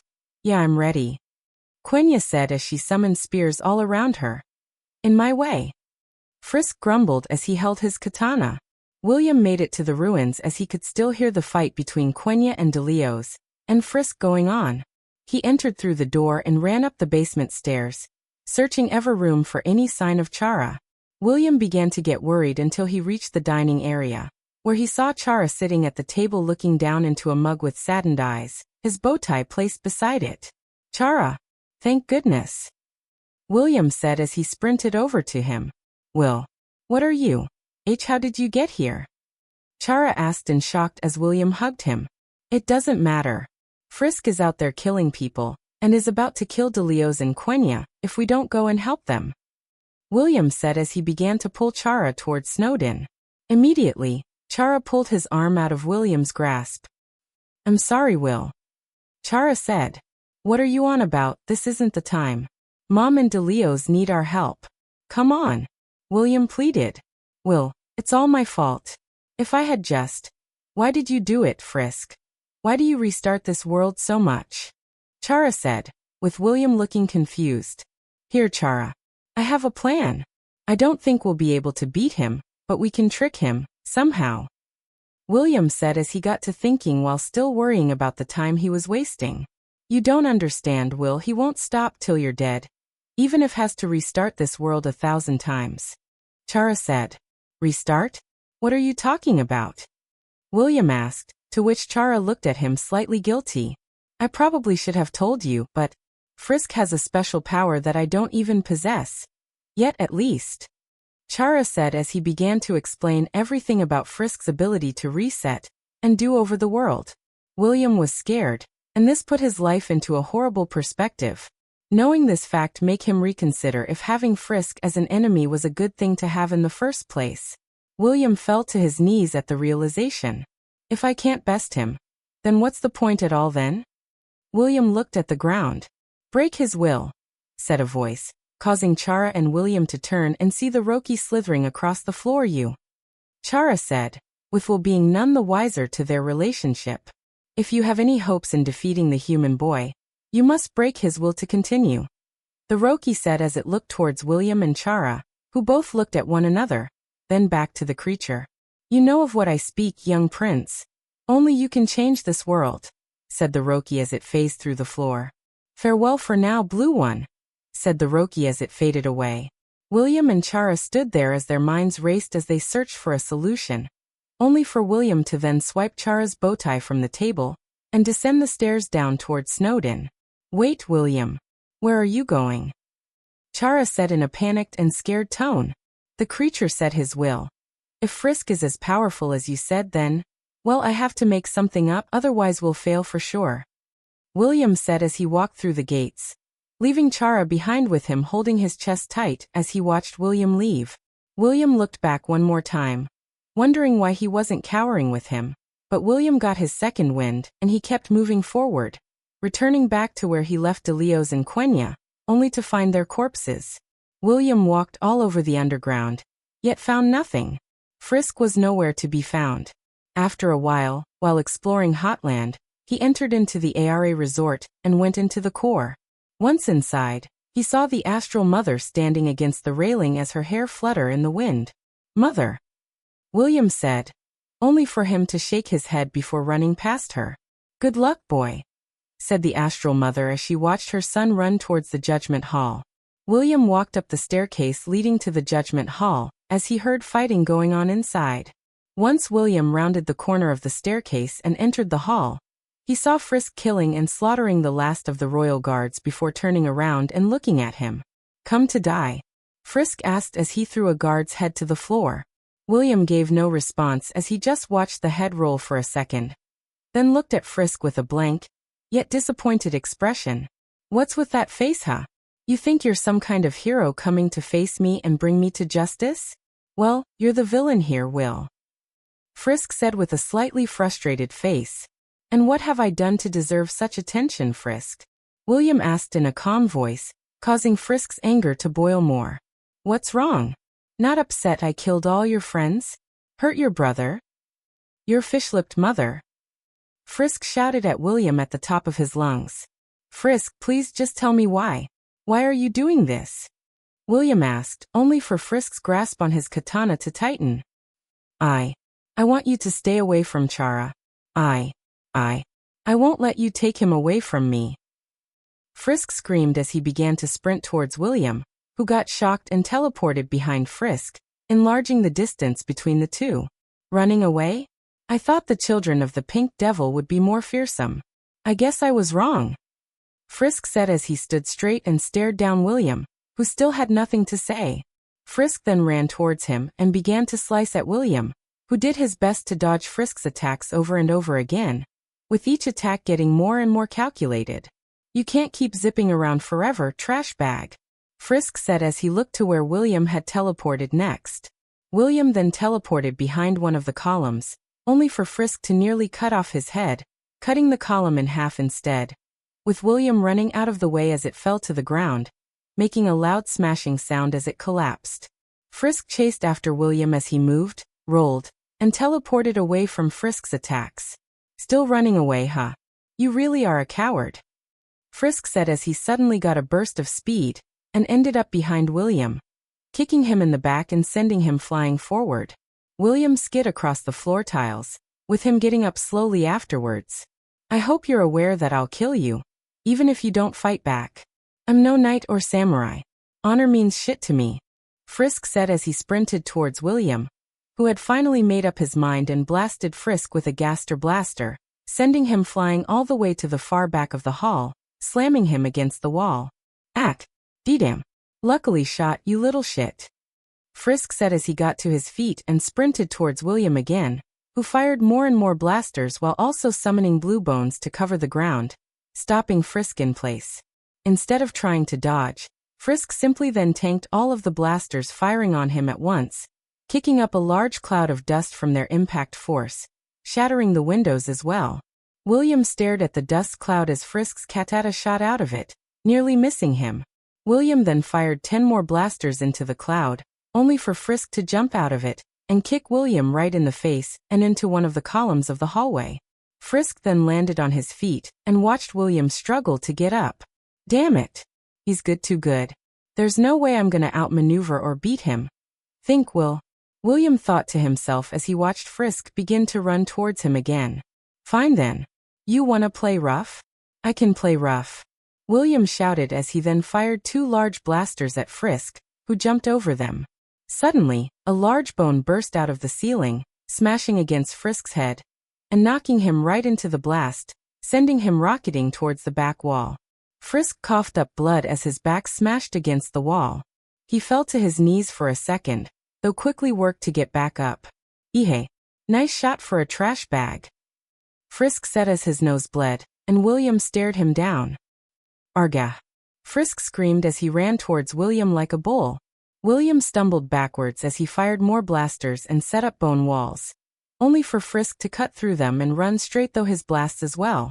Frisk then made it to William and punched him right in the face. Frisk then raised his blade and came down with loads of force, only for William to use his blue magic and stop him. "I can't believe that worked," William said, shocked as he held Frisk in place as he moved a good distance away from him. "How is this happening?" Frisk screamed as he stared at William, who smiled just a little bit. William then smashed Frisk against the ceiling and floor, the shards from the window cutting into Frisk's skin, causing him to bleed a great deal. William then slammed Frisk into a row of large bones, causing him to scream in pain as he fell over and onto the hall's tiles. William's hand began to shake and burn as the move seemed to cause him pain somehow. Damn it. What did that thing mean? William said as he watched Frisk get up and get ready to fight again. Frisk looked at William, who was also staring back at him. So you weren't just wasting your time with Chara, huh? Your skills have gotten better. Damn it, Will. Frisk thought to himself as he got up with his blade and charged him again. This is pointless. He'll just keep getting up again and again. I could do this forever with him, and it wouldn't make a difference. I need to figure Summit. But as William thought to himself, it then hit him what he had to do. As Frisk ran toward him, William braced himself, to which Frisk then stabbed William straight through the chest, causing William to cough up blood as he fell to his knees. Damn it. Oh well, it couldn't be helped. At least I'll see Chara on the other side of wherever this goes. William said, to which Frisk looked at him confused. Don't be a fool. Chara is safe away from here, and you'll never find him. Frisk said, only for William to pull out Chara's bow. How about now? William asked. Frisk looked with shocked eyes, falling backwards in utter shock and disbelief. I had to do it. I wasn't sure of what you were gonna do. William said sadly as he looked down at the bow with tears running down his face. Then, without hesitation, Frisk slit his own throat, falling to the ground. William watched as his body began to disappear, and the world went black as he began to turn to dust. Let's hope this works, William said as he faded away. Before destruction year 17 to 4 resets, William woke up and looked over to see Adam in his bed sleeping. It worked? Oh shit, I remember. William shouted, covering his mouth to not wake Adam up. William then saw his hands were shaking.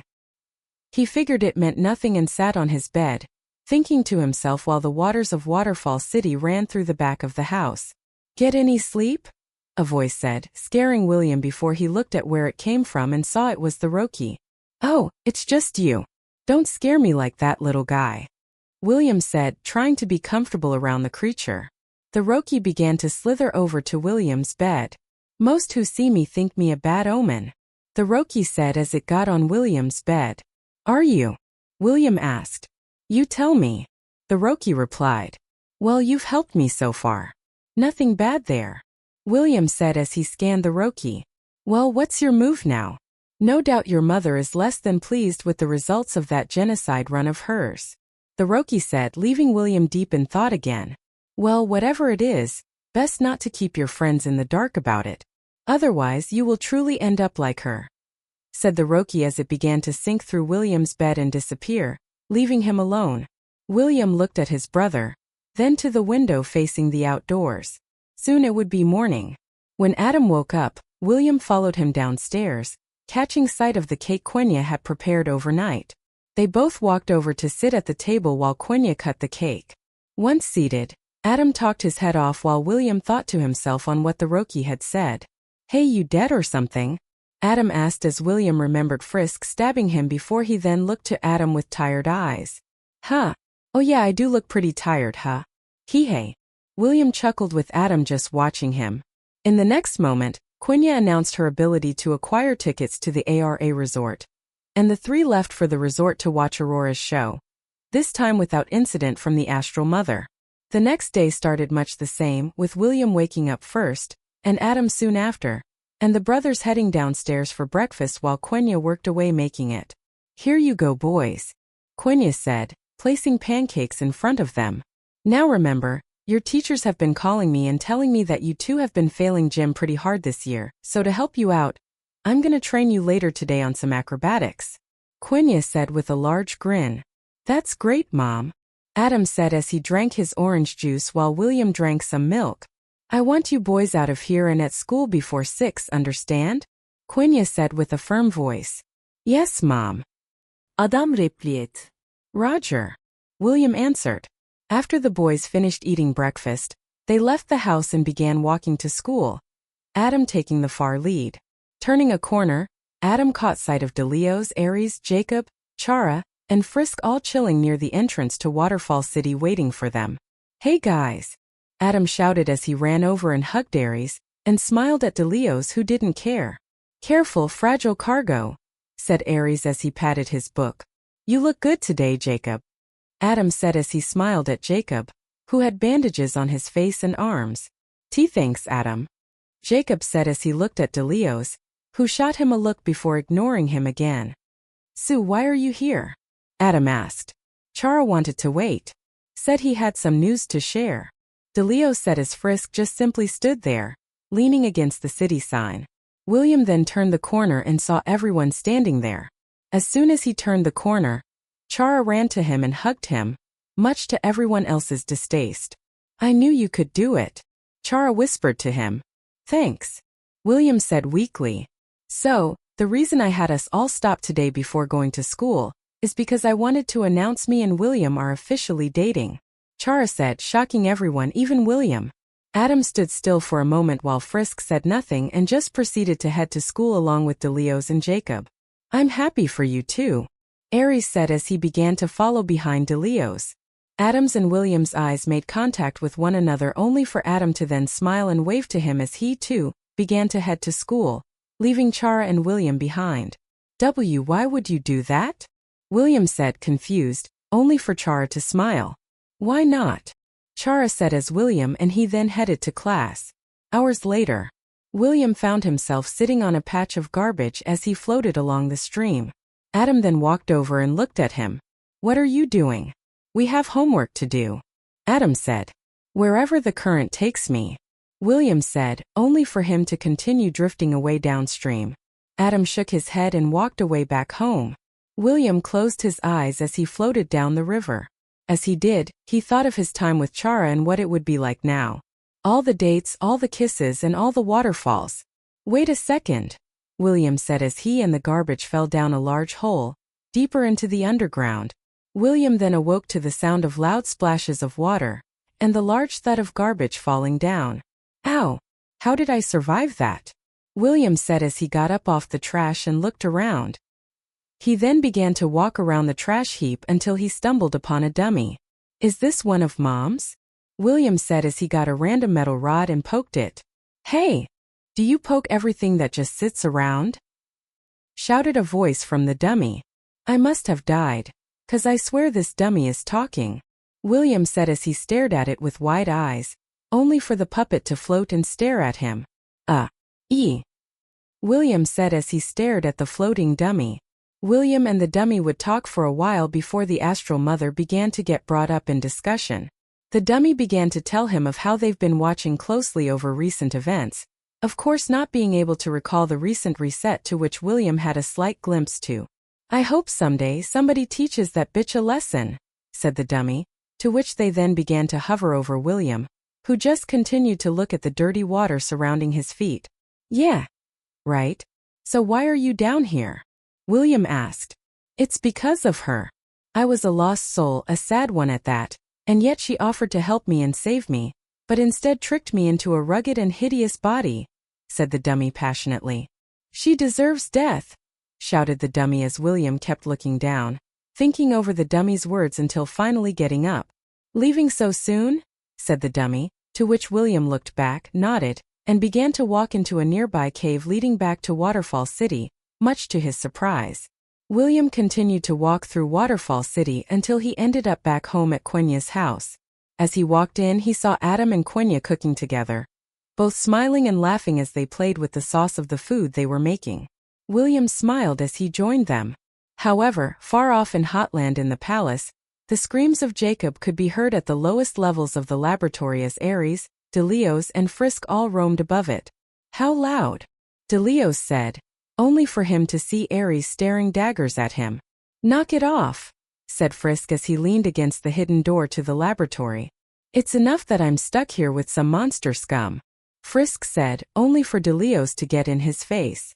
I'm gonna pretend I didn't hear that, and if you value your life, you'll forget about it too, DeLeos said with complete anger in his voice. Just like a dog to defend its owner, Frisk said with a calm tone, causing DeLeos to get his large hammer. You bastard! DeLeos shouted as he got ready to slam his hammer over Frisk's head, only for Aries to teleport between them, stopping them and surprising the two. Are you both really that blind?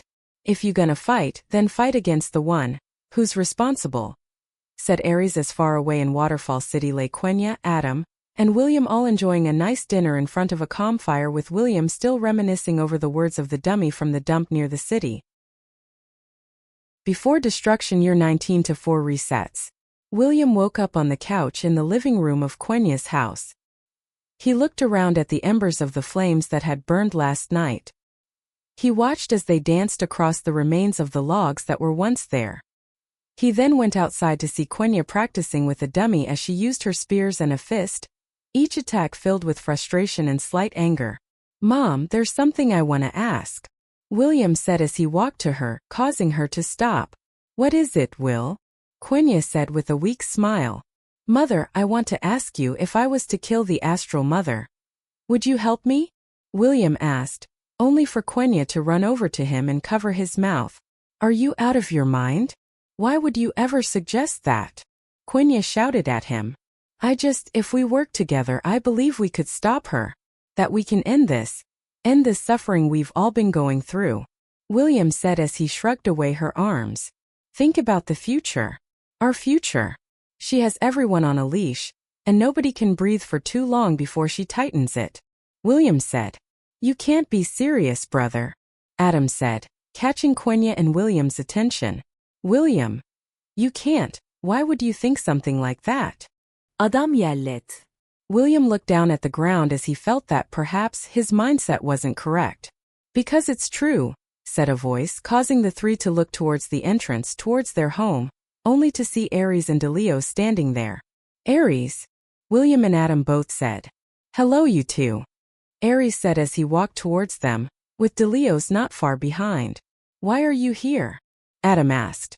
"I'm here because I know what you're thinking, and I want in," Aries said, much to DeLeo's displeasure. "How did you know that?" William asked. "Irrelevant. What does matter is getting everyone on board," Aries said as he stared at William. "How do I do that?" William asked. "Dive into their minds and caresses their deepest fears and desires, then they'll listen," Aries said, as then DeLeo's and he both began to walk inside Quenya's house. Later that day, William gathered everyone he knew and had rounded them up inside Quenya's home, as she served them all some orange juice as William stood in front of them all, getting ready to speak. "I'm glad you're all here. I know what I'm offering sounds like madness, but hear me out," William said. "It's more than madness, it's pure insanity. She knows everything about us. Fighting her is pointless, trash bag," said Frisk as he finished his orange juice and stared at William, who began to sweat in his concern. But then he saw Adam and Chara, who both looked at him and nodded in support, giving him the edge. "I don't mean to doubt you, darling, but are you sure that this plan won't have us as yet another group of corpses under her belt?" Aurora said as she fixed her mic. "Don't worry. I know my mother," Adam said, getting everyone's attention with DeLeo's and Aries even looking over at him. "Which means Will knows her too. I have faith in him," Adam said as he smiled at William, with him returning the smile. "Now then, let's begin," William said as he spent the next couple of hours explaining the plan and exploring all the flaws he felt were possible, with others chiming in every once in a while to help him with finalizing the details. Later that day, Frisk would head back to the palace to see the Astral Mother with DeLeo's as well. As he entered, he saw the Astral Mother sitting down on her desk chair drinking some wine as she turned towards Frisk with a simple yet intimidating glare. "Ma'am, I regret to inform you that my attempt at the genoid was an obvious failure," Frisk said as he tried to keep eye contact. He then looked back as DeLeo's entered the room and closed the door behind him as he went to stand behind the Astral Mother, hands crossed. "Yes, I can see you failed. You see, the genocide wasn't to help you keep your of a friend from my son. It was so I could see if my child was beginning to pose a threat, and since you're here, I'm gonna guess that answer is already accounted for." The Astral Mother smiled as she took another sip. "I won't tell you again to step off with the names for my friend. He goes by Chara, ma'am," Frisk said with a stern tone. "Oh, feeling gutsy, are we? Shall I have DeLeo smash your head into paste to teach you a lesson, haha?" The Astral Mother chuckled as everyone else remained silent. The Astral Mother then snapped her fingers, and DeLeo's looked at her. I want you to smash up his skull until I can't recognize that annoying face of his any longer, hey? The astral mother said as she poured herself more wine. Understood. DeLeo said as he summoned his hammers and began to walk towards Frisk. Teach that little shit a lesson. Ha ha ha ha. The astral mother laughed as she downed her drink some more. You're absolutely right, my lady. A lesson is in order. DeLeo said as he then turned quickly around and slammed his hammer into the side of the astral mother's face, sending her flying across the room and into a wall. The astral mother struggled to get up as she then wiped her mouth and head of blood. You hit me. Eh? So, is it your turn to fail me too then? The astral mother said as she stared at DeLeo's maliciously. Frisk, now is your chance to get back in my good graces. Kill this fool now, shouted the astral mother. Sorry, Mom. I can't do that, Frisk said as he walked next to DeLeo's and summoned his katana. So is this what you meant then? Tay. The astral mother was then interrupted as she dodged out of the way of Frisk extending blade. DeLeo's then rushed after her, swinging his hammer, every strike filled with emotion and calculations. The astral mother dodged every swing. Frisk then jumped over DeLeo's and attempted to decapitate her, only for the astral mother to fade away into a pink cloud and phase through them. Frisk landed and DeLeo's turned around to see her stand under a vent in the ceiling. Up on the ceiling, William, Adam, Ares, and Jacob all waited in anticipation for the right moment. Jacob scratched at the bandage wrapped around his head as he looked at his brother and two stepbrothers. Are you sure this will work? I don't want this to fail and I end up back. Jacob then got flashes back to his many experiments as he began to sweat and grab at his black jacket, only for Ares to grab his hand. Don't worry. I'll be here with you no matter what, Ares said with reassurance. You always say that, Jacob reasoned. I promise, Ares said, causing all three of the brothers to look at him. William looked at Ares and then to Adam, who was distracted by what was going on down below. Why can't you be? William thought to himself, unable to finish his thought. I'll keep you to that, Jacob said as they then heard the astral mother down below the vent. It's almost time. Get ready, William whispered. With those words, Adam and Ares ran off and made for the bridge connecting Waterfall City and Hotland, leaving Jacob and William. William looked at Jacob, then down at the vent where he could still see his mother fighting Frisk and DeLeo's. Your brother is pretty incredible, William said. Jacob looked at him. Almost shocked, he spoke to him. Oh well, thanks. Our mother was good at raising us. Hope she is all right, Jacob said with sorrow. Hey, don't worry, we're gonna get you two home, don't worry bro, William said, causing Jacob to give him a wide smile. I'll be seeing you boys, shouted the astral mother, causing the two boys to look down and see a pink cloud coming up and out of the vent. Now Jacob, William shouted as the two summoned their gaster blasters and fired at the astral mother as soon as she turned back into her physical form, causing her to let out a blood-curtailing scream as she got a large hole blasted right through her side. William then used his blue magic to throw her over the edge of the palace roof, causing her to fall down onto the hard ground outside of it. Damn it. It was all planned out. Should have known you'd play a part in this, boy, the astral mother said as she started to stand, her wound healing slowly, only for the ground to then glow a bright pink as knives rose out of it, stabbing into her feet. Damn child, the astral mother shouted as Chara and Quenya ran across the bridge towards her. The astral mother then summoned two large gaster hands and sent them to the bridge, smashing it. Quenya and Chara jumped over them and landed near the astral mother, attacking and stabbing at her all while she attempted to dodge their assaults until DeLeo smashed through the main door and slammed his hammer against the back of the astral mother's head, knocking her close to the edge of the cliff, nearly into the lava. Damn it! Am I supposed to lose here? The astral mother said as Aurora's arms then extended out from across the gap and hosted up the astral mother over the lava. Hee ha. Well, isn't this a surprise? All of my favorite people all together. How pathetic, the astral mother said as she hung over the lava. Kill her now, shouted a voice, to which everyone looked only to see Muffet fly onto the scene and land on the roof with William and Jacob. Kill her now before she can do any more of her damn tricks, Muffet screamed as her floating hands wrapped the astral mother and began to choke her. Wait a minute. Muffet. Adam screaming. Wait a minute, Muffet. We need her alive. We need her to relinquish her throne so the underground can free properly. William shouted. You would let her have a chance to think of some escape route? Some way to wiggle out of this. Don't be a fool. Muffet shouted as she tightened her grip on her floating hands. Muffet, please wait a second. Adam cried out. Silence, bonehead. Or I'll crush you next. Muffet shouted out, only to then be stabbed in the chest hole she had by Jacob. She turns to the two boys with rage in her eyes. Shit, I missed. Jacob said as Muffet's hands then went to Jacob and lifted him high into the air. Damn it. William said to himself as he then launched a few bones at her next, only for her to fly high into the air. Everyone then looked at one another, confused for a second on who to aim towards. If you fools value your lives, then you'll attack the arachnid, the Astral Mother said, giving everyone direction as they all then aimed their attacks at Muffet, with Aurora setting the Astral Mother on solid ground and joining everyone else. Muffet then summoned a large black tentacle out of her chest wound, startling everyone and slapping Frisk away, as he had gotten too close. You fools! Don't you realize that this is all going according to their plan? Muffet shouted as she summoned hundreds of larger void hands to attack the group.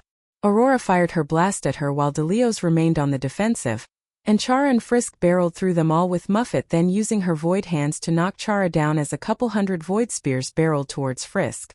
Frisk looked on, shocked and slightly stunned from the sight. Suddenly though, a large bone wall blocked him from getting skewered. As he looked to see his savior, he saw William looking directly at him, hands stretched out towards him. During the chaos of the fight in this brief moment, Frisk and William shared a slight look at one another as the two then nodded at one another. William then summoned a Gaster Blaster with Frisk then jumping onto it and William sending it towards Muffet. Frisk looked down at William, then back to Muffet. Ah! Do you honestly think your blade will reach me before my spears reach your guts, boy? Muffet shouted as she sent out more spears towards Frisk, who dodged them while riding the Gaster Blaster. Stupid bug. Frisk mumbled to himself as he got closer and closer to Muffet. William then looked over as he saw Muffet's hands claw away at Chara, scratching him up horribly while Chara blocked them the best he could. Chara! William screamed, causing Frisk to look back in worry. Fool! Muffet shouted as one of her fists then punched Frisk off the blaster. With William distracted protecting Chara, Frisk fell. The Astral Mother began to get to her feet. Her eyes then were averted to Frisk plunging through the air towards the lava below. The Astral Mother's eyes gleamed against the light of the lava as she felt her chest expanding and heart racing as, for the first time, she was met with a decision she didn't quite know what to do about. But as she heard Chara's cries for his friend, the Astral Mother, for a brief moment, saw her parents in the flames of the lava and almost a second too late, the Astral Mother saved Frisk from burning to death by sending a large Gaster hand to save him and lift him high up, far from danger. Why? Frisk mumbled to himself as he stared at the Astral Mother, who then looked to Muffet, who was continuing her assault, thinking that Frisk had perished. Frisk then extended his blade all the way across the lava, then swung it high into the air, cutting Muffet's side barely enough to call it a scratch, but enough to scare the spider shitless, knowing she came so close to death, only to then almost be shot in the head by one of Aurora's blasts. Feeling her hold over the battle slipping, she then flew away, letting go of Jacob as he plummeted to the roof. As everyone celebrated with one another, the Astral Mother brought Frisk to her, letting him jump off the Gaster hand. Frisk stared at the Astral Mother as she stared back at him. She then moved her hand towards his face. Hey! They're still alive! Delios shouted as everyone then began to look across the bridge. The Astral Mother moved her hand away from him as the two looked over at everyone else. William! What's next? Aurora asked as she looked to William, with Quenya doing the same momentarily. William looked to the Astral Mother, and then to Frisk, who also looked to William as well. How about a deal, boy? The Astral Mother said, getting William's attention. I'll let you and everyone else here have your happy ending. You get to live your lives without me. However, only if I get to have one subject to test on in exchange. One of my choosing. The Astral Mother said with a stern tone, causing many of the others to shout out in rage and anger, but William knew better. He knew that he couldn't strike his mother down no matter how much he hated her deep down, But something deeper down knew he had to give in, and as he stood there staring at her, he knew his will was never on par with hers. "Okay," William said, much to everyone's shock except for the astral mother, who smiled a wicked grin. "Smart move," the astral mother said as she looked at his face and nearly trembling body. "Does such a choice truly hurt you? You're getting your happy ending, aren't you? What is one life to millions?" The astral mother thought to herself. The astral mother then pointed out to who she wanted, and as everyone turned to see who, William turned to see her pointing at Jacob, who then began to flail away. "And no, I won't. You can't do this," Jacob said as he ran to William and grabbed onto his jacket. "Please, William, please. Don't let her do this," Jacob pleaded, only for William to not look towards him. Jacob's eyes welled with tears. "Be brother," Jacob mumbled. "We'll have one last training session for old time's sake, shall we?" said the astral mother as she got on one of her floating gaster hands and made her way past everyone until Quenya stepped in front of her. "You'd better honor your word. No tricks, or we'll all be storming this place and repainting it with your blood," Quenya said as everyone's eyes locked onto her. But all she did was move forward as Delios, Ares, and Adam followed after her. "You called me bro before, B. But brothers don't do this. I know we could win if we tried. We're just selfish," Jacob said as he held onto William's hood. You're so selfish," Jacob screamed as he pushed William, causing the both of them to fall through the vent behind William and land on the hard floor. "Ah, good. You two found your way down. Now to the training area before my patience wears on me," the astral mother said as all of them made their way down to the training area. As they all moved on down, the astral mother grabbed onto Jacob's shoulder, stopping him as the others made their way there. "It's a shame that Will gave away your happiness in order to preserve his own, isn't it? Thus is the way of the world, my dear child." The astral mother chuckled as she walked past Jacob, whose expression was cold, and one filled with shock, anger, and twisted feelings he wasn't even sure of either. As they all got down to the training area, they all stood in a large open room. The astral mother then approached them from behind. "We'll work on the regular training. Will and Adam, you're first," the astral mother said as she stood a good distance away while Delio stood next to her. Adam and William began to spar, with Ares sitting against a wall in the corner. Jacob was also in the corner, twitching, with the astral mother watching him ever so carefully. Why would you single me out? Why does nobody care? Why am I always the one suffering? Why is it me when no one else feels this pain? Is it truly the way of the world, or is that a lie too? Everyone is always so cold to me," Jacob mumbled to himself as he then turned to see William and Adam battling one another. Jacob's eyes focused solely on William, "Especially you, dear Br. William, Wylalalialam." Jacob mumbled to himself some more as he then summoned a sharp bone and sprinted towards William and Adam, who both turned to him. The astral mother smiled as Delios ran in to stop Jacob. Ares looked over and teleported in front of William, pushing him out of the way, only for Jacob to stab Ares straight through his forehead. Luckily, Delios and Adam pinned him down, with Delios knocking Jacob out, and William holding Ares as he looked in shock at Jacob, who was unconscious. Ares! William shouted, only for the astral mother to step in. "Move out of the way, boy," the astral mother said as she then picked up Ares and used her gaster hands to lift up Jacob. "Don't worry. I won't let him die," the astral mother said as she walked off. "Delios, come along. You two are free to go," the astral mother said. "See you too," Delios said as he walked with the astral mother down to the laboratory.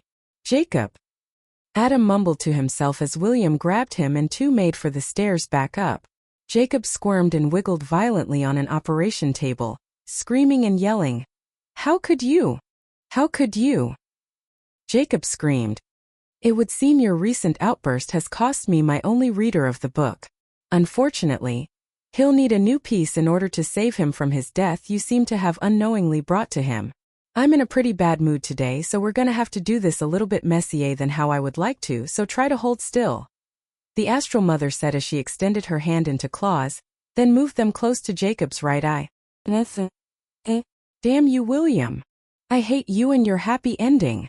Jacob screamed out as the astral mother dug her fingers into his head as everyone left the laboratory, now feeling a lot freer than before, except for William, whose soul and heart were now heavier than that of his own body.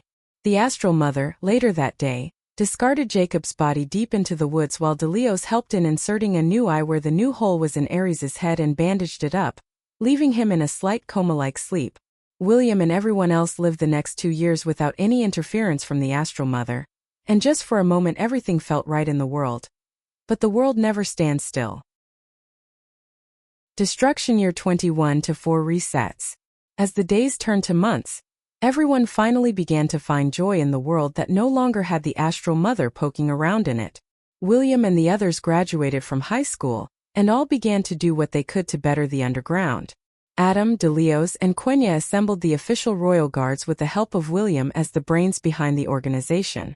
However, his life with Chara continued beyond that, with the two eventually moving to the ruins together with Frisk not that far behind, and Aurora, being the guardian of the two humans. Muffet found herself separated from everyone due to her previous altercation with them. In her spite and anger towards everyone, she hid away in the woods of Snowdin to recall and recollect her thoughts, but as she did, she kept going deeper into the woods until she found Jacob's body lying lifeless and hollow without a hint of life in it. "It's the child. Which one was it?" I'm not sure," Muffet said as her floating hands lifted up the lifeless corpse and inspected it. She then used her hands to feel his body, sensing his last feelings and conflicts. "Oh yes, your mind. I can feel it, and I can sense that you're filled with intense hatred towards those who did you wrong. You and I have that in common." "Perhaps." Muffet stopped herself as she looked at his missing eye and smiled. "It would seem you're ripe for a reward. A gift, so to speak," Muffet said as a large black tentacle suddenly reached out towards Jacob's corpse and stuck itself in his right eye, and reached into the deepest aspects of his mind. Suddenly, Jacob awoke in a cell block where he could hear screams and cries wailing through the darkness with only a few ceiling lanterns to illuminate the hallway. "Achelo? Is anyone there? Mom? Ares? William?" Jacob called out as he walked through the halls. As he did so, he saw multiple hands in cells that were pitch black, all screaming and clawing at the air outside their cells, and as he walked beside them, he saw one cell that looked to have nothing inside, and as he looked up, he saw the symbols D2 written all over the top of it. Where the hell am I?" Jacob said as he began walking up a flight of stairs until he reached the top and saw a hallway completely filled with other Jacobs all standing around twitching and some strapped in straitjackets. He then saw a door on the other end of the hallway, and as he slowly made his way there, he could hear other screams and voices. "Stop! Someone help me!" screamed one Jacob far away while others screamed incoherently and sounded very alien. He then looked inside one cell and saw a bunch of Jacobs all mutilating and tearing apart an infant Jacob that was still alive and screaming as he was torn apart piece by piece. "What is this place?" Jacob screamed to himself. Suddenly, he heard whispers and demonic chuckles above him. When he looked up, he saw weird purple orbs flying up above the cells and floating around and into walls. When Jacob finally got to the door at the end of the hall, he opened it and saw a chair sitting there in the middle of the room. "A chair," Jacob said as he went to it, looking at it, only for the door to slam shut behind him. As he turned around, he saw a larger, more imposing, and messed up Jacob than any of the others. "Oh God," Jacob said. "Sorry, but he's not here, not in this awful place," said the messed up Jacob as he then sprinted towards regular Jacob and grabbed him. "Don't worry, child, you've been through a horrible experience, and we're here to help you, to heal you. Unlike many others who couldn't or didn't care. You have us. You have me," said the imposing Jacob.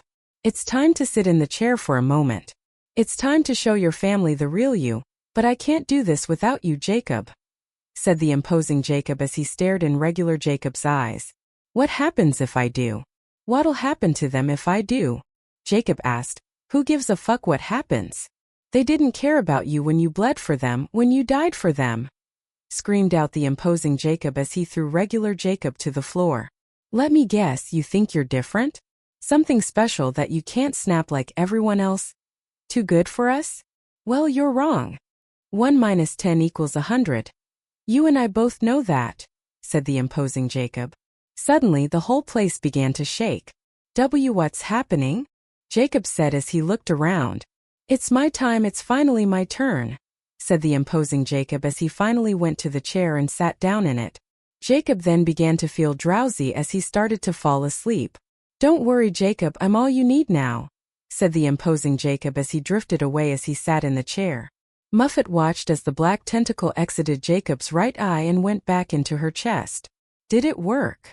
Muffet asked as she studied his body again, only for Jacob to kick her in the face and land in the snow. Why, you little? Are you insane? Muffet screamed. Why, yes. Hey. Yes, I am. Jacob laughed as he plunged his head into the snow. Listen here, boy.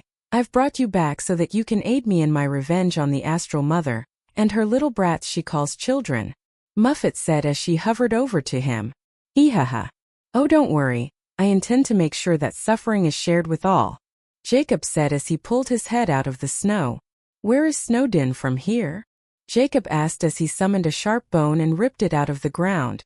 A couple miles, but we need a plan first, and our target isn't the underground. It's the royal family I'm after. Muffet shouted at him as Jacob walked off. I do have a plan. Cause as much pain and suffering as possible, Jacob said as he began to run off. Wait. Damn fool, Muffet said as she flew up and towards Waterfall City. If he won't listen to me, I'll use his rampage as a means of getting my revenge, Muffet said as she kept flying. Far away, in the small town of Snowdin, Frisk and DeLeos were helping the townspeople set up for a festival they decided to have for the special occasion of having the astral mother no longer present in their lives. Need some help there, tiny boy? DeLeos asked with a smirk as Frisk just ignored him. Oh, come on, don't be like that or I'll smash your skull. DeLeos chuckled with Frisk, giving a small smile before he saw some kids running back, crying and covered in dust. The parents ran over to them and hugged their children, with one parent looking for their child. Marshall? Shouted the parent as Frisk and DeLeos both walked over and looked to see a black silhouette walking towards them. Sorry, but I don't think dear old Marshall is going to be coming back this hour, said Jacob as he dragged the sharp bone and held the young monster's clothes in his mouth. Jacob? DeLeos said, shocked. But I thought he was dead? Frisk said with shock as well, while all the other monsters stared in shock. Death? So much death and yet no one to share it with? How about I fix that, shall I? Jacob said with a demonic grin as he ate the young monster's clothes. Far away in Hotland near Muffet's home, Adam and William were walking to her place with some muffins in hand. You really think she'll get over her hate? She seemed pretty strongly against us back then, Adam said as his concern was getting the better of him, while William's mind was racing with thoughts of Jacob and what he could have done. You all right, Will? Adam said as he grabbed his brother's jacket, getting his attention. Oh, I guess I'm still thinking back to that night. If there was something I could have done, I threw him away without a second thought. I need to do justice by him to help him somehow, William said with sorrow. Hey, if it helps, we can help with looking for him again. Mother said he ran away somewhere, right? Let's look around after we do this for Muffet. Huh, said Adam with a wide grin. Thanks, bro, William said as he hugged Adam. Suddenly, though, a loud ringing noise went throughout the entire underground. Is that the alarm? Adam asked. What's happening? William asked, as well as they both looked up in their unawareness of what was going on. William then got a call on his phone from Frisk. Just as William was about to pick up, it went dead silent. William and Adam looked at each other in concern and worry as the two then began to make their way to Waterfall City to see Quenya. However, just as they were getting ready, William stopped. Will, what are you doing? We need to make sure Mom is okay. Adam shouted. I need to see her, maybe she'll have answers to this, William said as he began to run towards the palace to find his mother. William looked through the palace, then down to the laboratory beneath. As he went to go to the sublevels, however, he saw that he was never granted access to them. Mother? Where are you? William shouted, to which a large television screen instantly switched on, showing the astral mother on its face. Hello, boy, said the astral mother as she looked at William. You're all right. Good to see, perhaps you aren't entirely incompetent, the astral mother said as William walked over to the television. What's going on? The alarm and Frisk's call. You need to tell me, William said as the astral mother just stared back at him. The cause of this emergency is undetermined, unfortunately, the astral mother said as she looked at her monitor on the other side. Where's your brother? She then asked. He went to go see Quenya. What's wrong?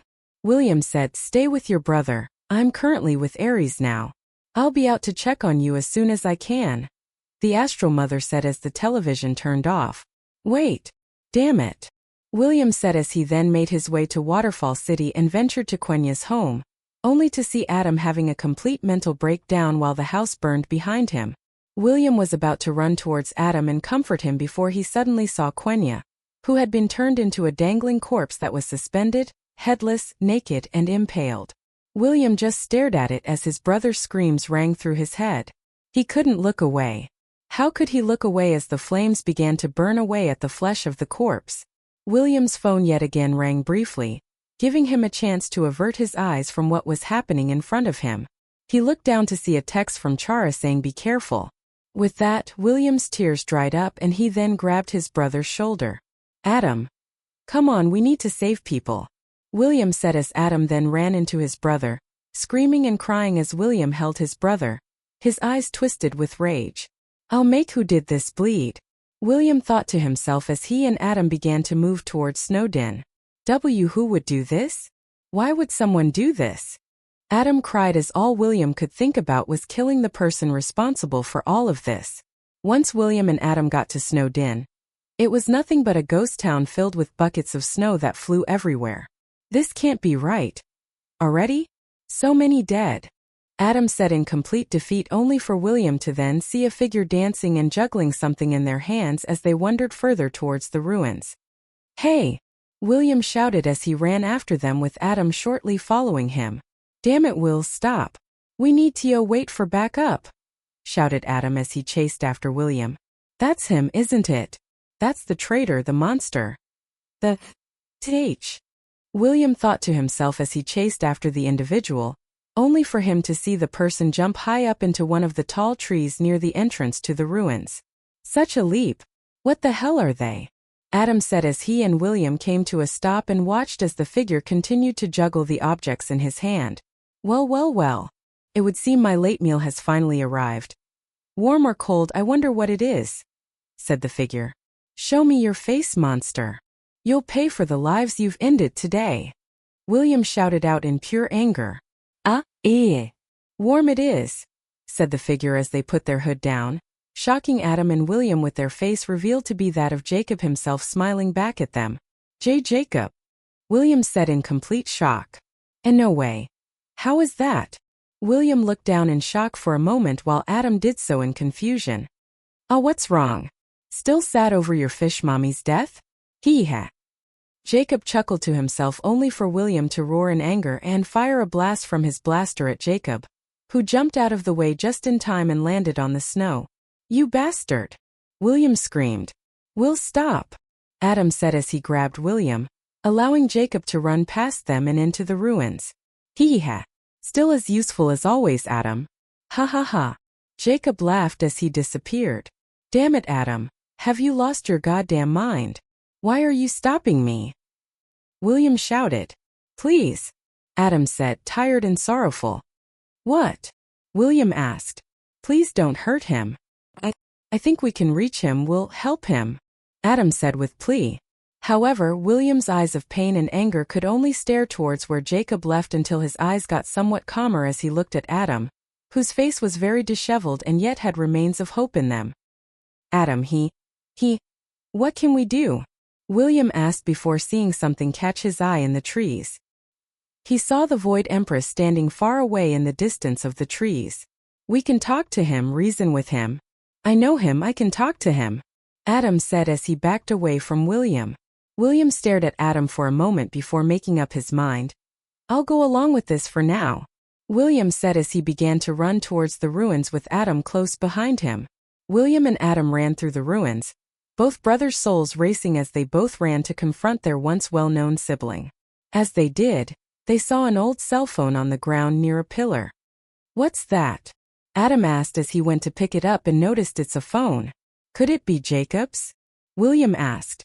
No, he never liked techie garbage. It's dead and dusty as hell. Feels like it's been here for decades, Adam said as he looked on the back of it where a sticker was placed with a name. Give back to Titu. Toriel? Give back tutorial if lost. No tutorial at all, bro? Adam asked, but William's head was too occupied with current events to care. William shook his head and kept going forward. Adam pocketed the phone and kept moving as well. Soon they'd find themselves right in front of a little patch of flowers underneath a giant hole in the ceiling of the cave. Adam looked around, amazed, while William searched for Jacob. Jacob then popped out of the shadows and got William in a choke hold. Watch out, I'm behind you. Hee-ha. Jacob chuckled as William tried to shake him off. Jacob, please step back and let's talk this out. Violence doesn't have to be the answer to this, Adam said, pleading only for Jacob to keep chuckling. Stupid smiling trash bag, William said, choking as he teleported him and Jacob into the air. As they fell, William wiggled free from Jacob's grip and kicked him away, causing the two to fall down to the ground with a large thud. Both of you stop. We're brothers, we shouldn't be fighting, Adam shouted, getting in between the two. Ha ha ha ha. You mean you two are brothers? I never was a piece on this board. Ha ha ha ha. Jacob shouted back as he summoned a large bone wall and threw it at William and Adam, with William using his blue magic to move Adam out of the way. Why so shy? Afraid my feelings against you are too strong? Hee-hey. Jacob chuckled. No, you're afraid, Jacob, Adam said, to which Jacob shriveled back concerned. Adam, stop. Don't do anything risky, William shouted. Don't sweat it, brother. I got this, Adam said as he began to walk towards Jacob with open arms. Jacob, you're hurting, I get that. Hurt, pain to deal with all of that and still not have people understand you. You must truly be hurting, but I'm here for you, Adam said as he got closer to Jacob, with William cautiously watching behind him. Come on, Jacob. It doesn't have to end this way. Be this way, Adam said as he stopped in front of Jacob, ready to embrace him. Heh. Maybe you're right. But I can't help but wonder where I fit in your happy ending, Jacob said, smiling widely with eyes dry from tears before. Jacob then gripped the sharp bone he was wielding tightly and raised his arm up high to his side, then sliced Adam right in half, sending his entire upper half flying through the air as William's face was completely petrified in shock as his brother's upper body landed right in front of him. William stared at his brother for a moment. Hee-hee-ha. Jacob chuckled to himself. Oh hey. I forgive you, Adam said as he faded away into dust, leaving nothing but his jacket behind with William and Jacob. William fell to his knees as he grabbed onto Adam's jacket with tears welling up in his eyes. No, this can't be happening. Why? Why? William screamed as his tears rushed down his face, staining Adam's jacket. Jacob watched from afar, staring at William kneeling over his loss. Hee-hee-ha. Jacob chuckled as tears ran down his face as he looked at the ground and walked towards William. Such pain, sorrow, and anger. Just how I felt every single day you guys left me in that place. We're like a cog, you and I. Somehow I feel like we're destined to spin around one another, if not just for this moment, then perhaps forever, Jacob said as he reached down and pulled on William's hood. William's expression was one of shock, but upon looking at Jacob's teared and yet happy expression, William's turned into one of absolute hate and anger as he stared dagger straight into Jacob's calm yet happy eyes. See you in hell, brother, Jacob said as he got his sharp bone ready to kill William, only for him to grab Jacob by the throat. I'll give you a one-way ticket there, you son of a bitch, William screamed as he used all of the power he could muster up to teleport them to hell. But instead the two ended up in a pale white limbo where nothing could be seen for miles and the only thing there was one floating page far above their heads. Jacob pushed himself off of William and began looking around. What the hell is this? Jacob shouted. Where did you take me? Jacob shouted at William, who was still staring at him angrily until he began to hear voices. Sink your hands in, said one voice. Deep into the pale void, another voice said. It is the only way to save them, said another voice, and before anyone could react, William then, with all his might and force, shoved his hands straight through the white pale ground of the void around them, breaking his hands instantly. What the hell? shouted Jacob as all he could do was watch as suddenly a weird black energy began to surround and fuel up William. It wouldn't be long before he began to scream as blood rushed from every hole in his face. Argah! William screamed as he could feel a weird sensation building up inside him, and that the power he was getting somehow didn't feel like his own anymore. It felt like an invasion and yet a welcome one. Hey, cut it out! Jacob shouted as he fired an array of bones at William, only for a large black pillar of code to burst out of the void and protect him. Shockwaves began to shoot out, sending Jacob flying back farther and farther. What the hell is happening? Jacob screamed as he covered his ears from all the shouting of voices and the code around him overreacting and the error signs and anomalies all going on. William tried to pull away, but something was keeping him there. He tried one more time with all of his might and finally freed himself, causing everything to stop abruptly. Jacob looked at William with complete shock at the new imposing and intimidating energy that was radiating from him. William looked at his hands and saw them scorched and burned to hell, so bad that the tips of his fingers were blue. Use it, said a voice. Kill him, said another voice. This is your only chance, said an imposing voice. William then looked to Jacob with smoking eyes. What the hell are you? William? Jacob said as he crawled away from William, only for him to get lifted up from the ground and suspend in the air. This is for everyone. You ruined everything. William screamed as he then closed his hand and crushed Jacob into the size of a cell in less than a second. William then looked around as his vision was filled with error signals and weird messages. What the hell is going on here? Where am I? William said as he then looked up towards the weird piece of paper hovering up in the air. He could feel the presence of everyone in that piece of paper. I need to go home. I don't know what's happening, William said with agony as he glitched out horribly, trying to reach to the paper only for his glitches to then strike at it, destroying the piece of paper and causing the presences of everyone he knew to disappear and for the paper to burn to pieces. No! William screamed as his whole body glitched out, causing his body parts to disappear and reappear in different places, and sometimes completely disappear altogether. Why? What's happening? Argah! William screamed as black tears ran down his face as all he could do was cry as the voices from before began to sink in and slowly drain his sanity. You're going to be here for a long time, said a voice as William's tears fell against the white void around where he was alone, and would be alone for a very, very, very long time.